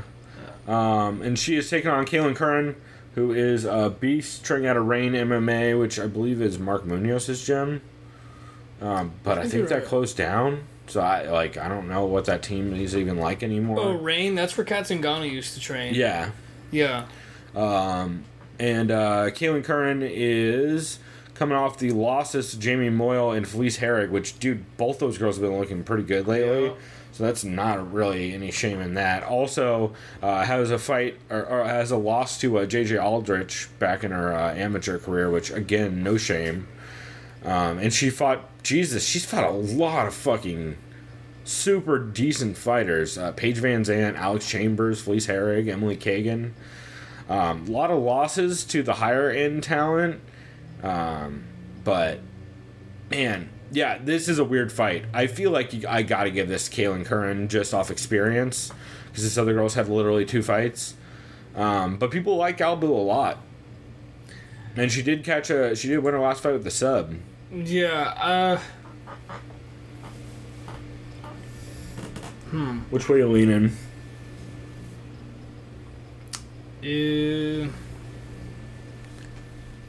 I gotta play it safe and go with Caitlin Curran. I usually gotta go with someone who's the more fights. Yeah. As much as I kind of wanted to say the Russian chick, but yeah, I'll just go Caitlin Curran and just play it safe. I think that's probably a smart pick. All right, so far, man, we're just fucking super one-sided on these. Speaking of one-sided, someone who has been on the wrong end of a couple one-sided beatings, Andre Touchy-Feely. My least favorite person out of Team Alpha Male, hands down. I do not like this guy. Yeah, probably mine too. Yeah, this guy. I know it's like, there's probably somebody I'm forgetting. You don't know him personally, do you? Well, on Tough, he seemed like a real asshole. Yeah, I mean, it's pretty rough. Yeah. I guess he is coming off the win over Hawkman Diaz. I forgot all about that fight. I was more remembering the Yair Rodriguez. I was gonna say what I didn't kick. forget was that awesome knockout he was the victim of to Yair Rodriguez. That was pretty great. Although it's right, he did finish Mowgli. Yeah. So way back. Feely's talented. Yeah, and he's had a lot of time off. He's coming up on almost a year off. He fought Max Holloway too. Yeah, well, that was a very different Max Holloway. Oh, yeah. And Max Holloway guillotined him, which I mean, Max Holloway is good subs, but like not amazing. Yeah. Let's see. He is taking on Calvin Kattar, the Boston finisher. Who was he supposed to fight originally? It was a really good fucking fight. It was a really tough. It wasn't like a top featherweight, but it was a talented one. I'm not sure. Here, I'll try and look it up. Calvin Kattar coming out of CES with a couple decision wins in a row. Most recently, September 2016 decision win over Chris Foster. This guy's a tall featherweight too, 5'11". Yeah, it's always weird for me picking dudes who are just stepping into the octagon though, because that big step up in the show is kind of makes it tough. Will it say here on Wikipedia who the original? Yep, Duho Choi. Fuck, oh yeah, god damn it. I knew it. It was a fucking great matchup too. Oh. Yep. Who would you have picked in that? Oh, Duho Choi would have murdered same him. with me. Yeah, it would have been. They fucking saved his life. Him the old right there, Fred. Yeah, Duho Choi fucking saved his life by falling out of that fight.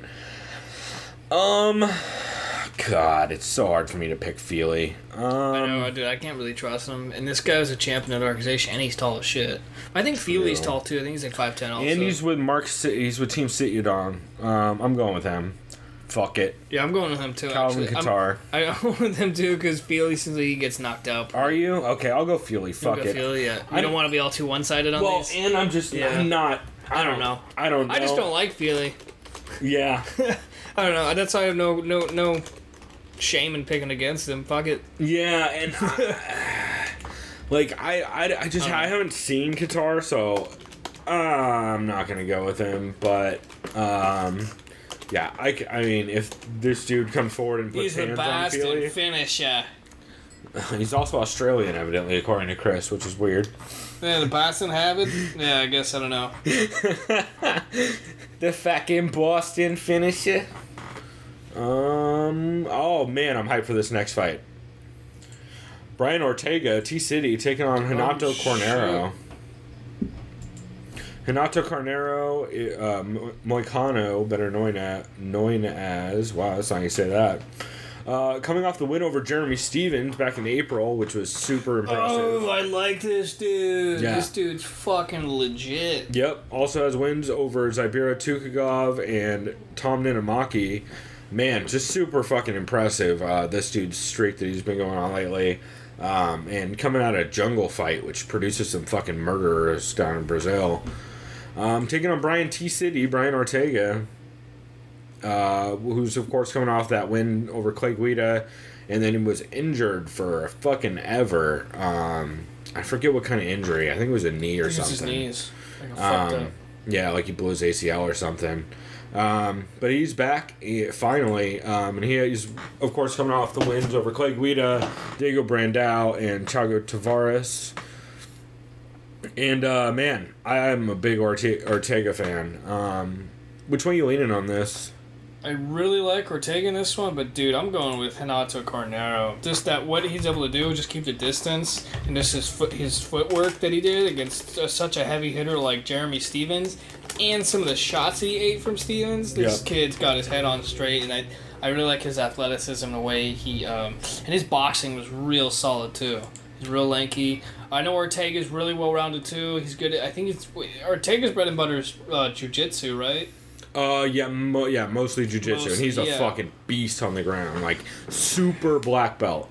Yeah, I'm assuming Renato Cornero being Brazilian is probably a black belt, or almost. I'm not sure, but I know. I know he's super good BJJ. I'm gonna go with him though, just based on. I remember in Ortega's fight against Clay Guida, he's getting pieced up pretty much the first 2 rounds until I feel like he caught Guida in the final round. That's true. Guida did win that fight doing Guida things, where he was just like pressing forward. That's why I gotta go to Renato Cornero. I won't be surprised if T-City takes it, but I gotta go with Renato Cornero. I think that's a smart pick. I'm definitely going T-City, but I fucking really like that dude. Also, he had a great episode of the Big Brown Breakdown with Brendan Schaub that I recommend checking out. It was really solid. Let's see. Renan Barao, the Baron, which I always forget about. Coming off the win over Felipe Nover. This fight is at 140 pounds. Yep, take on Aljo Sterling at 140 pounds because CSAC does not trust Renan Barao to make 135 safely. Neither do I. Me neither. I'm kind of like they did that. Of course, Aljo's coming off the win over Augusto Mendez, which is super impressive because that dude is a fucking beast. Oh, and it was Aljo I was thinking of that fought Rafael Sansao. That fight was all leg kicks. Yep. Yeah. Shitload of leg kicks and wrestling. If I remember right. I do remember him getting embarrassed by Brian Caraway though after all that shit talking. Well, he did. He fucked Brian up in the first round. Fucked him in the first round, but then he got embarrassed in the finals. Yeah. Let's see. Hindenbrow, man, Look who he's fought. He looked real good against Felipe Nover, but he did still get caught by Felipe Nover. He did survive a fuckload of Jeremy Stevens uppercuts and bombs. That's true. And and that was his fucking debut featherweight, which scared me. I was like, wow, they're feeding him to the fucking wolves. Yeah, Jeremy Stevens it throws motherfucking leather. Man, which way are you leaning on this one? Because it's tough to pick. Dude, this is probably one of the most difficult to pick on the whole card. I think so. Dude, I think I'm going Barao on this one because it's catch weight, especially. I mean, it won't. I mean, I'm sure he still struggles a little bit to make 140. Mm-hmm. Yeah, I mean, I don't think Aljo necessarily has knockout power. He did show that he is confident in his stand-up more in his last fight because I did watch that fight against Felipe Nover. Very impressive by his stand-up. Had decent boxing. Right. But I just like Renan Barao's fight experience more and it's more I just got to go with experience in this one. I know Aljamain has impressed lately, and it wouldn't surprise me if he does take this, but if he's going to win, it's not going to be by finish. It's probably going to be like a decision fight. Yeah. But I'm going with Barao on this one. I'm playing it safe. I think as much as I like Aljo. Yeah, I think that's the smart pick for sure. I am going to take Aljo. I don't know why. I think it's just because I'm a fucking Sarah BJJ homer. Or a, whatever fucking name of that gym is now, Longo Weidman. It's still Longo. Well, it's both, really. Yeah, well, except isn't Weidman on the name now? Oh, yeah, I guess it is now Longo Weidman, yeah. Yeah, something like that. And I don't fucking know how that works. It's the three of those guys. Yeah. It's all. That's what it really is. It really is all three of them, yeah. Yeah, I'm gonna go Aljo. I like Aljo a lot. He's fucking his Cinco de Mayo fucking Instagram post is still one of my favorite things, and he's just a funny dude. I enjoy him a lot. I think he's a super funny kid, and he was the OG of almost fighting Floyd Mayweather. I don't know if you remember, they almost got into a fucking fight at a pool in Vegas. Really? Yeah, because Floyd sent one of his dudes over to try to hit on Aljo's chick for her.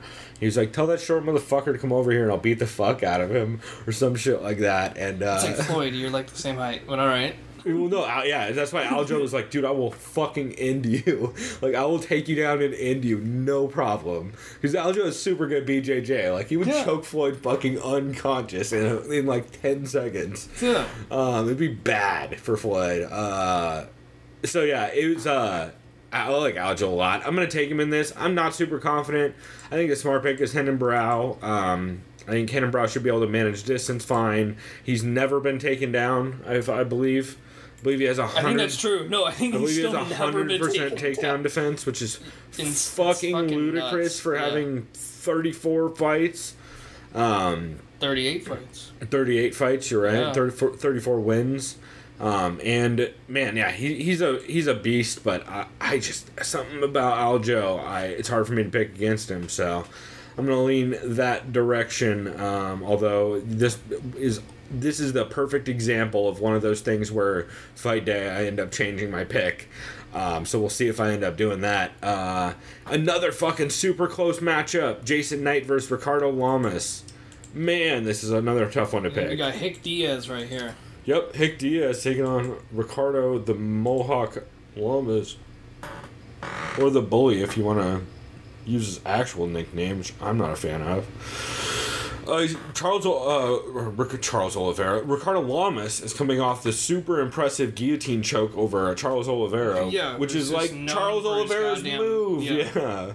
So super impressive on that. And then his last loss is to Max Holloway, which and the end of that fight was decision. Nuts, so they just stood and banged. Just Max Holloway points to the ground. fucking just swings hands. He's a goddamn maniac. Like him, Ricardo Lamas, and Diego Sanchez are all fucking maniacs. I guess Gil Melendez is part of that too. Those fucking 4 crazy people. Man, so Hick Diaz, I like him a lot. And he's coming off with some good wins, like over Alex Caceres, Dan Hooker, Chaz Skelly, but man, I gotta go with Lamas because he submitted Alex Sullivan or Charles Oliveira. Yeah, I always get them confused. I mean, it's easy to do. Yeah, There's so many Brazilians with the same names. Yeah, I gotta go with Lamas for that. I know Hick Diaz has some press in jiu-jitsu too, but I think it's a little big step up for him. Yeah. On such short notice too, right? Didn't he just fight? He did fight, in May. I mean, 2 months. Yeah. It's a pretty quick turnaround. It's not even like full fight camp. And that was that wild ass Chad Skelly fight where they were just fucking trading the entire time. I'm going with Lamas. But if Knight wins though, then he's gonna be a top 10 featherweight. He has to be. For sure. Or fringe top 10. Yeah. Probably fringe. Yeah, he's definitely up there. So Lamas should win this fight. If Lamas doesn't get dragged into a crazy brawl and he just works his top game and gets takedowns and slows down the pace of the fight, I think Ricardo Lamas quite handily takes this. However, Jason Knight is a fucking crazy person who just drags people into wild ass wars for no reason and lives in that chaos. And I really have trouble picking against those dudes. This is a huge step up in competition, though. Man, this is a hard one. Don't get me wrong, I really do want to pick Jason Knight, just not yet, not now. You know. Yeah, just not now. Yeah, I mean, this is a huge step up in competition. If he wins this, though, I got him on his next fight. Whoever the fucking... Well, it depends. For sure. I think if he wins this, they're going to probably give him, like, Jeremy Stevens. But I don't even know where that guy's ranked. That would be an awesome fight. Yeah. I'm gonna go Ricardo Lamas. I want to pick Jason Knight, but it's just too big a step up in competition, and I don't... You can do that crazy brawling shit when people will do that with you. I don't know that Ricardo Lamas is going to play that game with Jason Knight, because that's Jason Knight's only way to win this fight, I'm pretty sure. Yeah. So I like Ricardo Lamas probably by getting a decent amount of takedowns and cage control time, and kind of just slowing down the pace of the fight and winning most of the exchanges, like in the transition games between striking and grappling. Oh, man, this fucking card, though. These are some fun matchups. You got the American-born heart of a lion, one-punch mate, Jimmy Manuwa. Yeah, Jimmy, the fucking Californian Manawa. Yep. Jimmy NorCal Manawa. So I'm calling him from now on. Jimmy NorCal Manawa against Volkan Ozdemir. Yep. Volkan Ozdemir coming off the weirdest fucking win ever. Off that one-punch knockout of Misha right behind the ear. Yeah, he's just like a... As Misha Serkinov was like sprinting at him, he like just turned the corner against the cage. It was like the Stipe knockout against Verdum a little bit. A little bit. Yeah. A little less insane looking. Yeah. And Ozdemir also has that win by split decision over OSP as well. Which, man, looking at those two wins, that's huge in that division. Like, if he beats Jimmy Manawa, like, his next fight is probably either Glover or who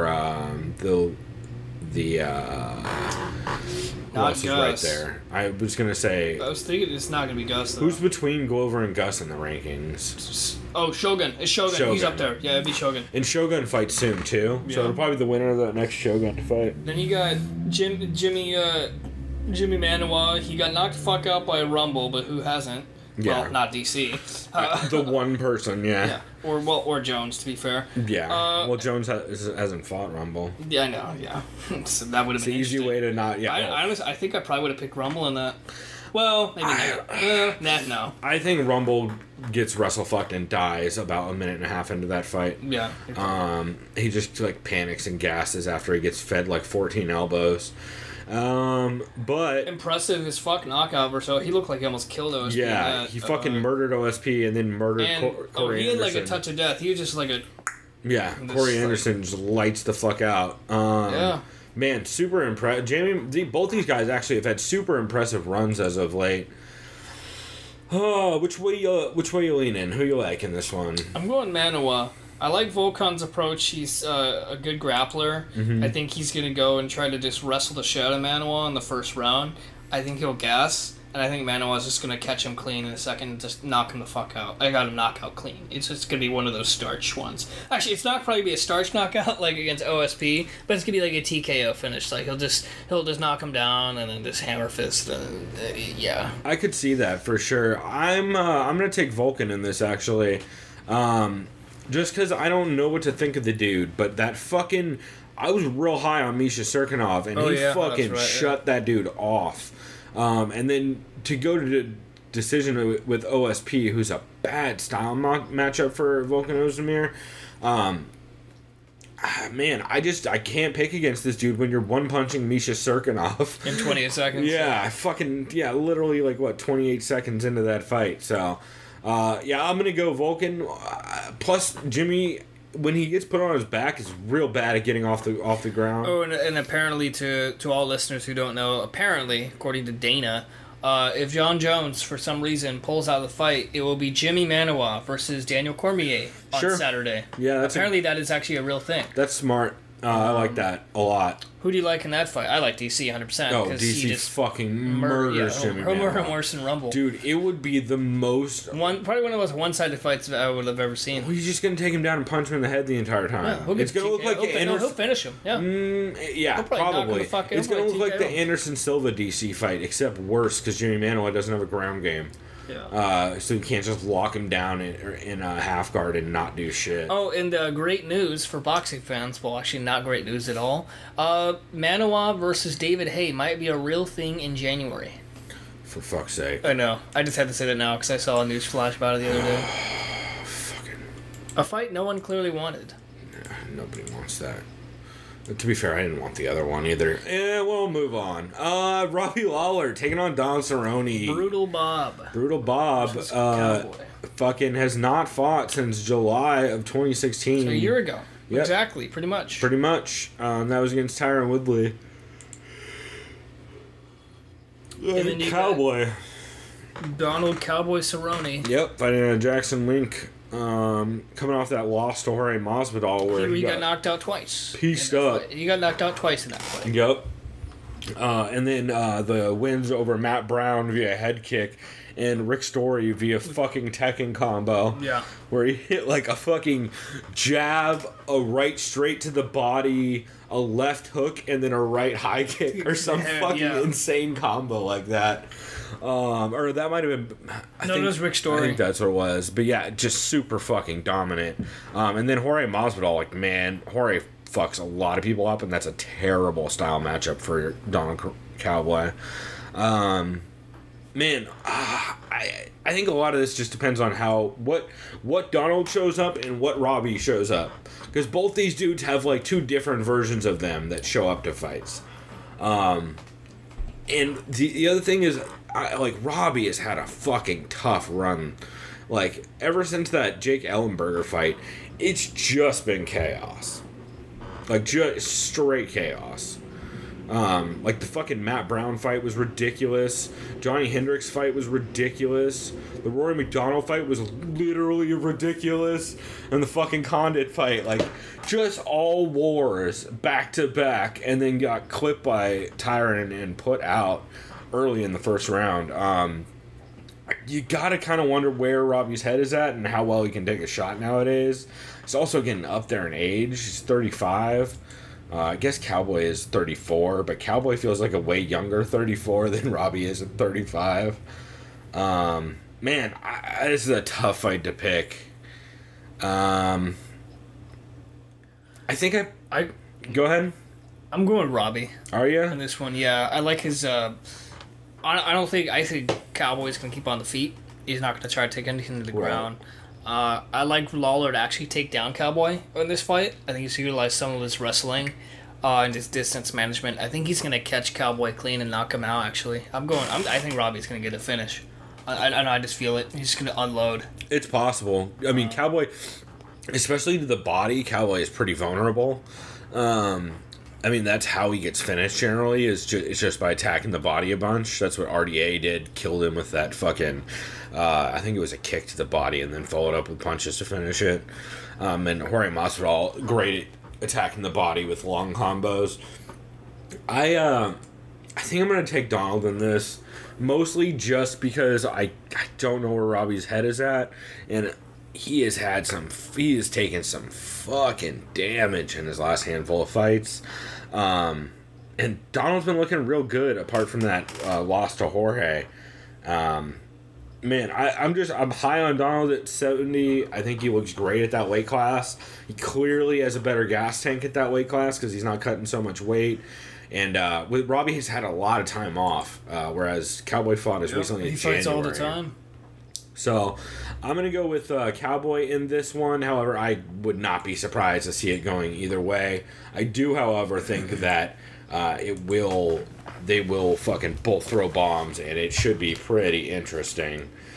And now we have probably my favorite fight on the card, I'm thinking, with it, which is Cyborg versus Tonya Evinger. I fucking love this fight. This is like an Invicta super fight. Just no one cares about Invicta. It's literally the Invicta 145 champ and the Invicta 135 champ facing off. Yep.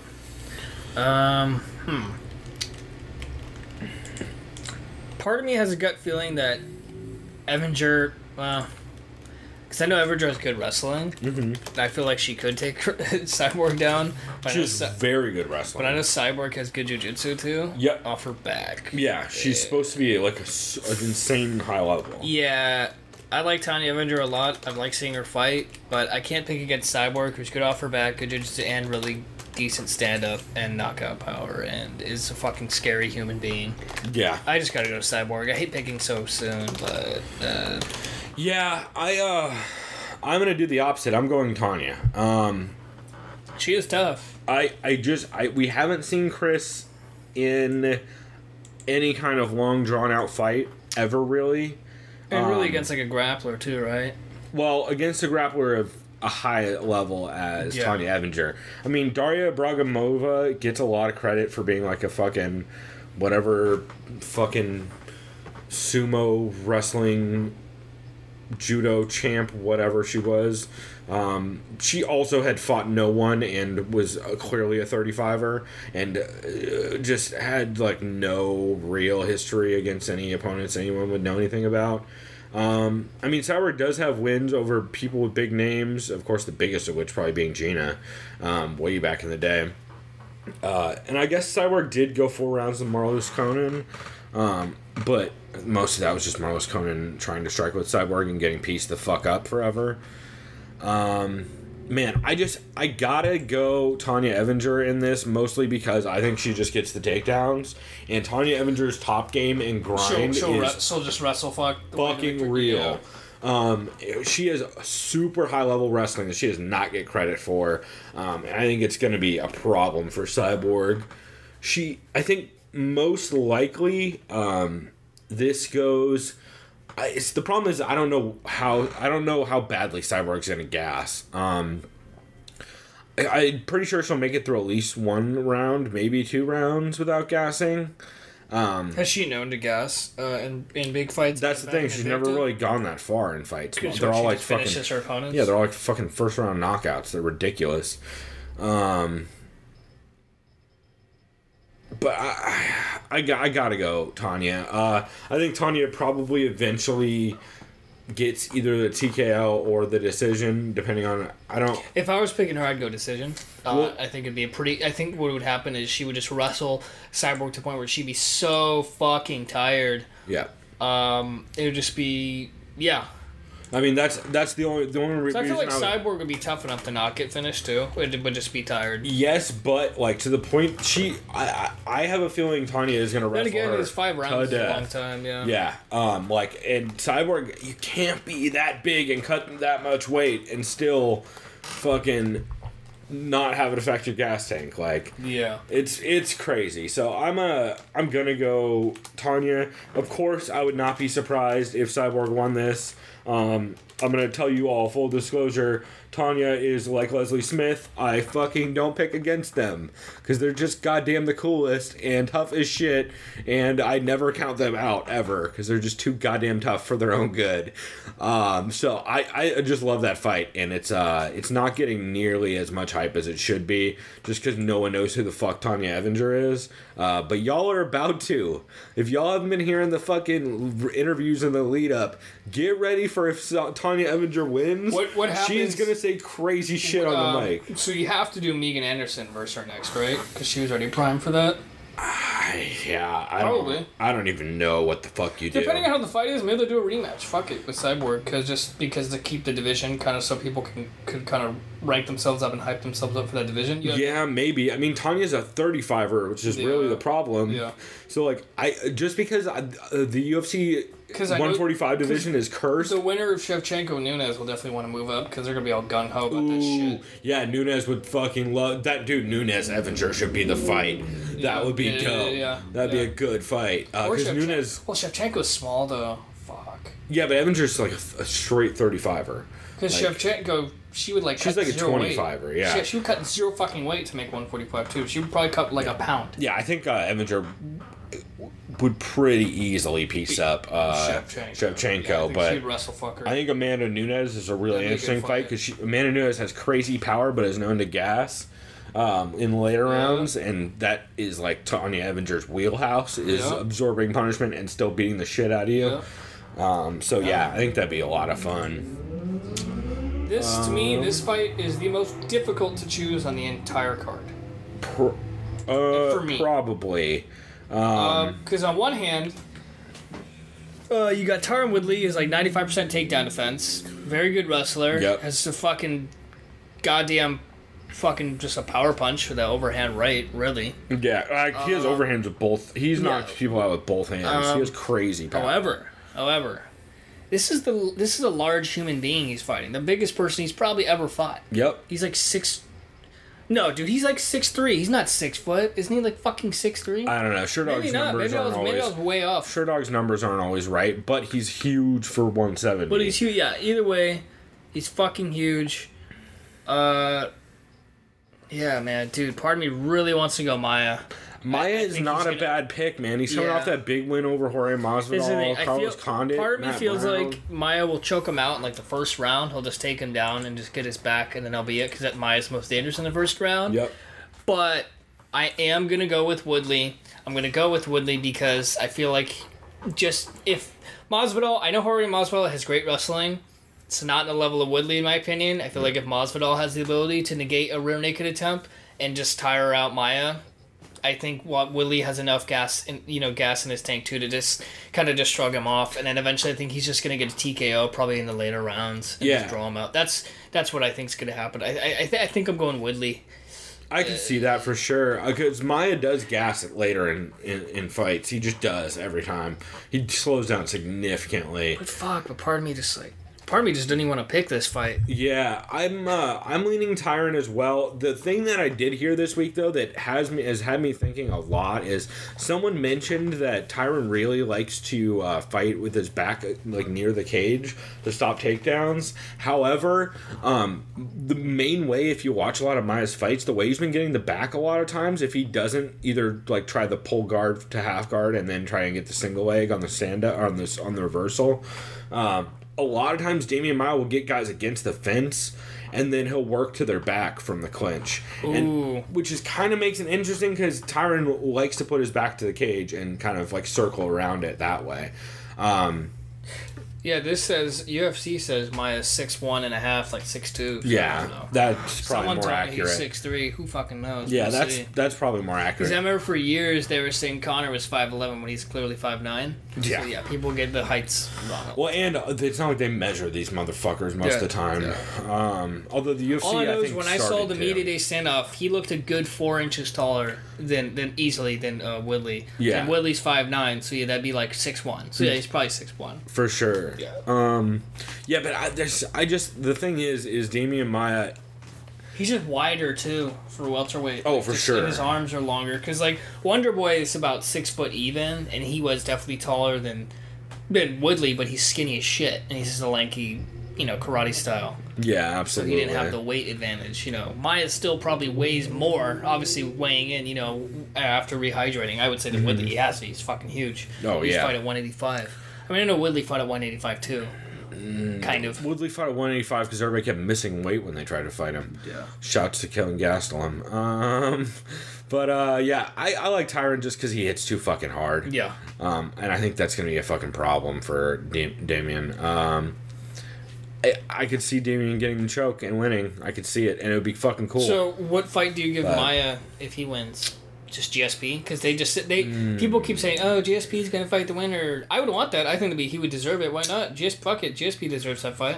Yeah, GSP or Stephen Thompson are probably the two, right? Yeah, because if Woodley wins, there's no way. Or Cerrone, depending on what he looks like. Yeah, if Woodley wins, there's no way they're letting Stephen Thompson fight him again already. No. It's happened 2 times in 1 year. Nope, that's not happening. Yeah, I think Dana has even said GSP is next at 170. No, he confirmed. It's a fact. But and I want that fight too. Why not? I do too, but Woodley thinks though GSP's just honey dicking everyone. He says it's all bullshit. It's all facade. I kind of believe so. But I believe so too. Yeah. So I think the next logical step is if it's Woodley, it's not Thompson. It's probably just Cowboy, which I still don't agree with either way either. If Cowboy looks great over Robbie Lawler, that's a pretty fucking good win, bro. What they'll do is they'll wait till, because remember, it's supposed to be Masvidal Wonderboy supposedly in the fall. Yeah. Though if the winner of that fight, however who wins. True. Yeah. That'd be a good one. Or you just do fuck it Cowboy versus that winner and just have Woodley wait because he wouldn't mind waiting. True. Yeah. Yeah, it'll be interesting. Excuse me. It'll be interesting to see either way. But. Yeah, I'm definitely leaning Tyron. Although it'd be cool to see Damian Maia get a fucking belt with his just super defined skill set of fucking very basic jiu-jitsu done extremely well. Because he doesn't use crazy De La Riva guards or fucking Imanari rolls or he's not a big leg lock guy in fights. He basically just gets you down to half guard, or pulls half guard, gets the single leg. Works for a takedown, gets the body lock, gets you to the ground, works a 3/4 mount, gets full mount, and then waits for you to turn over so he can choke you unconscious. Just basically all he does every fight. But nobody can stop that shit unless you're super, super, super tough and skilled like guys like Jorge Masvidal. And God, Damian's just gotten so much better. But yeah, I do like Tyron. And I hope he gets it. But I'd be happy to see those guys win that one. And then we got the main event. Hopefully John Jones doesn't fucking go taking dick pills again tomorrow. But we got Daniel Cormier versus John Bones Jones. Yeah. Nose Beer Jones. Yeah, John Nosebeer Jones. And John Nose Jones. Yep. I don't know. And man, this fight was supposed to happen 3 times. It feels like. Yeah. Of course, John Jones coming off the super unimpressive OSP win, in which he basically just fucking that fight, man. He played the safest goddamn game ever in that fight. He just won mostly in a clinch in that fight and just took him down in the last 2 rounds. And OSP only threw 1 punch the entire time. It was just the same punch over and over. It was just that unorthodox glide to the right hit and he caught him clean. But once Jones broke his arm, he actually broke his arm with that back spinning back kick. Yep. It was all downhill from there because he was still moving his left arm because of adrenaline, but it was all floppy and he just couldn't do anything. Literally couldn't do anything with it. Still would have lost to Jones. Wouldn't have been a 50-45 though. Probably would have been 49-46. Yeah, he would have probably stolen a round. Yeah, he probably would have won a round. Yeah. And then DC coming off the fucking crazy run he's been on with his fucking win over Anthony Johnson, his win over Anderson Silva at UFC 200. That fight against Gus too, who he thinks is a more dangerous matchup than Jones, and I could see why he thinks that. And then the other win against Anthony Johnson, which, oh boy, and then that loss to John Jones back in January of 2015, only loss on DC's career. Man, I love this fight. I would watch this matchup every month for the rest of my life. If they just fought every month. Praying that it wins, that it's a good fight, but yeah. No, I would would just watch them fight every month. Oh, the matchups. Yeah, forward, just the matchups. Yeah. Man, who do you like in this one? Because we're told by Cowboy Cerrone on The Fighter and the Kid this week, Jon Jones is still in the nose beers. And John Coke Jones. Jon Snow Jones for all the Game of Thrones fans. Yeah, Game of Thrones fans. There you go. That's appropriate. Yeah, Jon Snow Jones is undefeated. Yeah, because the fucking Matt Hamill loss is not a loss unless you're a shithead. Dude, this is... Damn, you know what? Dude, fuck it. I'm going DC in this one, dude. I don't know. I just... He's been more active. He's been more impressive. Jon Jones has only fought once in like a year and a half. The layoff. I know ring rust doesn't exist to some people like Cruz and some other fighters. And Jones is looking like a straight supervillain. Have you seen his haircut and his evil goatee? For sure. He's embracing that 100%. Yeah. He looks focused. Like, this is the thing. I'm going with DC. Jones wins, then it's like, well, we all expected that because it's Jon Jones. Right. That's what I'm going to say. But I'm going DC. I really do think he's going to win. I think he's going to be able to defend the takedowns. And I think he's going to get good dirty boxing and use that to... I think he's going to take down Jones a couple of times. I think he's going to do a couple of different things. Yeah, he did talk about on Unfiltered, I think, that he's been working different kinds of takedowns. Yeah. I don't know. I just feel he's gonna get it done. And if he gets it done... I think you do Gus next. They'll do that rematch since that was such a great fight. Everybody wants that fight run back. And Gus looked great. And you know what? They'll probably do Manawa versus Jones or some shit in the meantime. God, poor Jimmy Manawa. I know, poor him. That would be a bad fight for Jimmy Manawa. Or maybe Jones Volkan Ozdemir. That'd be a weird fucking fight. If Jones wins, though, I think he's going to heavyweight. Wait. No, if he wins, he'll do whatever he wants. Actually, what am I talking about? If he wins, they'll give him what am I fucking talking Brock. about? I'm stupid. If DC wins, it's a trilogy. They fight, it's a rematch. Yeah. Duh. Of course, dude, because it'd be 1-1. I'm stupid. Well, I mean, But Gus, though, I'd rather see the Gus fight. Yeah, that'd be such a good fight again. But I would like Gus's chances, too, in that, too, again. You know if DC wins, they're going to run this one back, though. Yeah. And especially if it's like a split decision. Yeah. And yeah, I'm going to go DC also. I like DC, and I think Jon Jones is kind of a dick. Kind of. Well, he's very clearly a dick. Yeah. And also just... he's the asshole you love to watch fight. Yeah. Well, I picked DC the first time. I picked DC when they were supposed to fight at UFC 200, and I'm going to pick DC again. I think that DC should be able to beat Jon Jones. Whether or not he's going to be able to do that, I have no idea. But I just feel like with his wrestling pedigree and what he's done to heavyweights, like fucking Roy Nelson, like just fucking picking Roy Nelson up over his head and slamming him, beating dudes like Josh Barnett, like Bigfoot Silva when he was roided up. Frank Mir. Jesus Christ. That's what it is, dude. If he can beat bigger guys than Jones, he should be able to beat Jones. I know Jones is more athletic than all those guys. Way more athletic than all of them combined. Which is, why Jones is probably the greatest of all time. Yep. I know some people say Anderson. No, it's Jones. I think they're both DQ'd via dick pills. Yeah. So it's clearly Mighty Mouse, but I get what you're saying. Fedor. Well, yeah, Fedor is the only reason Fedor is not DQ'd for dick pills is because Japan does not test for shit. Yeah. And neither does Scott Coker. So it's an even playing field. Yeah. Well, right, and by even, actually, who knows with Fedor? He sure as fuck didn't look like he was on anything. I'll tell you that much. He probably wasn't. He's got that Dan Cormier body. He's just on vodka. That's all the Russians need to win. Yeah, who knows? Vodka and fucking anger. Yeah, man. This fight should be awesome. I'm going to go DC. I'm probably wrong, but I'm going to them too. I'm going to go DC.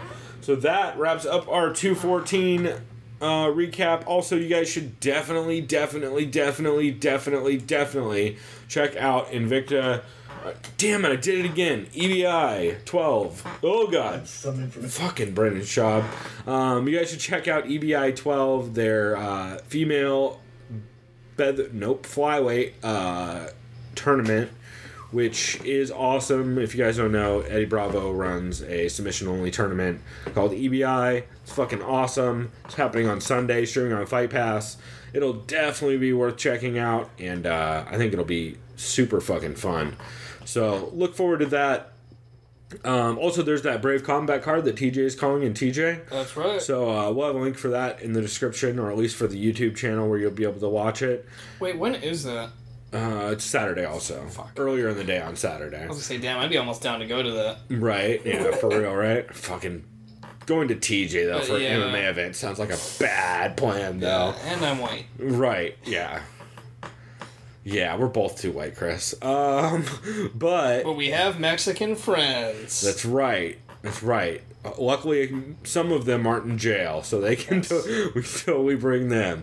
But we'll go ahead and wrap this here. If you guys don't know, you can find us TSOV Pod on Twitter. Subscribe to the show on iTunes. We're on iTunes, Stitcher, Google Play, Spreaker, however the fuck you pronounce that. We're on everything, I think. If there's anything we're not on, send us a tweet at TSOVPod, and we'll get in touch with you. You can find us on our website, thesoundofviolence.com. Yeah. Oh, we have YouTube shit. Subscribe to that. Yeah, check it out. We do have some like weird, unique content on our YouTube of like, I think there's a clip of us playing UFC 2. Yeah, that was fun. With Fedor Matt Mitrione. Which is ridiculous. So look for all that and hit us up. Let us know what podcast we should be listening to, and let us know how we have terrible taste. And anything else you wanted to add, Chris? Nope, except for I am fucking stoked for 214. Me too. It's going to be dope. So everybody go check that out. Until next time, go do something decadent. We out. Bye.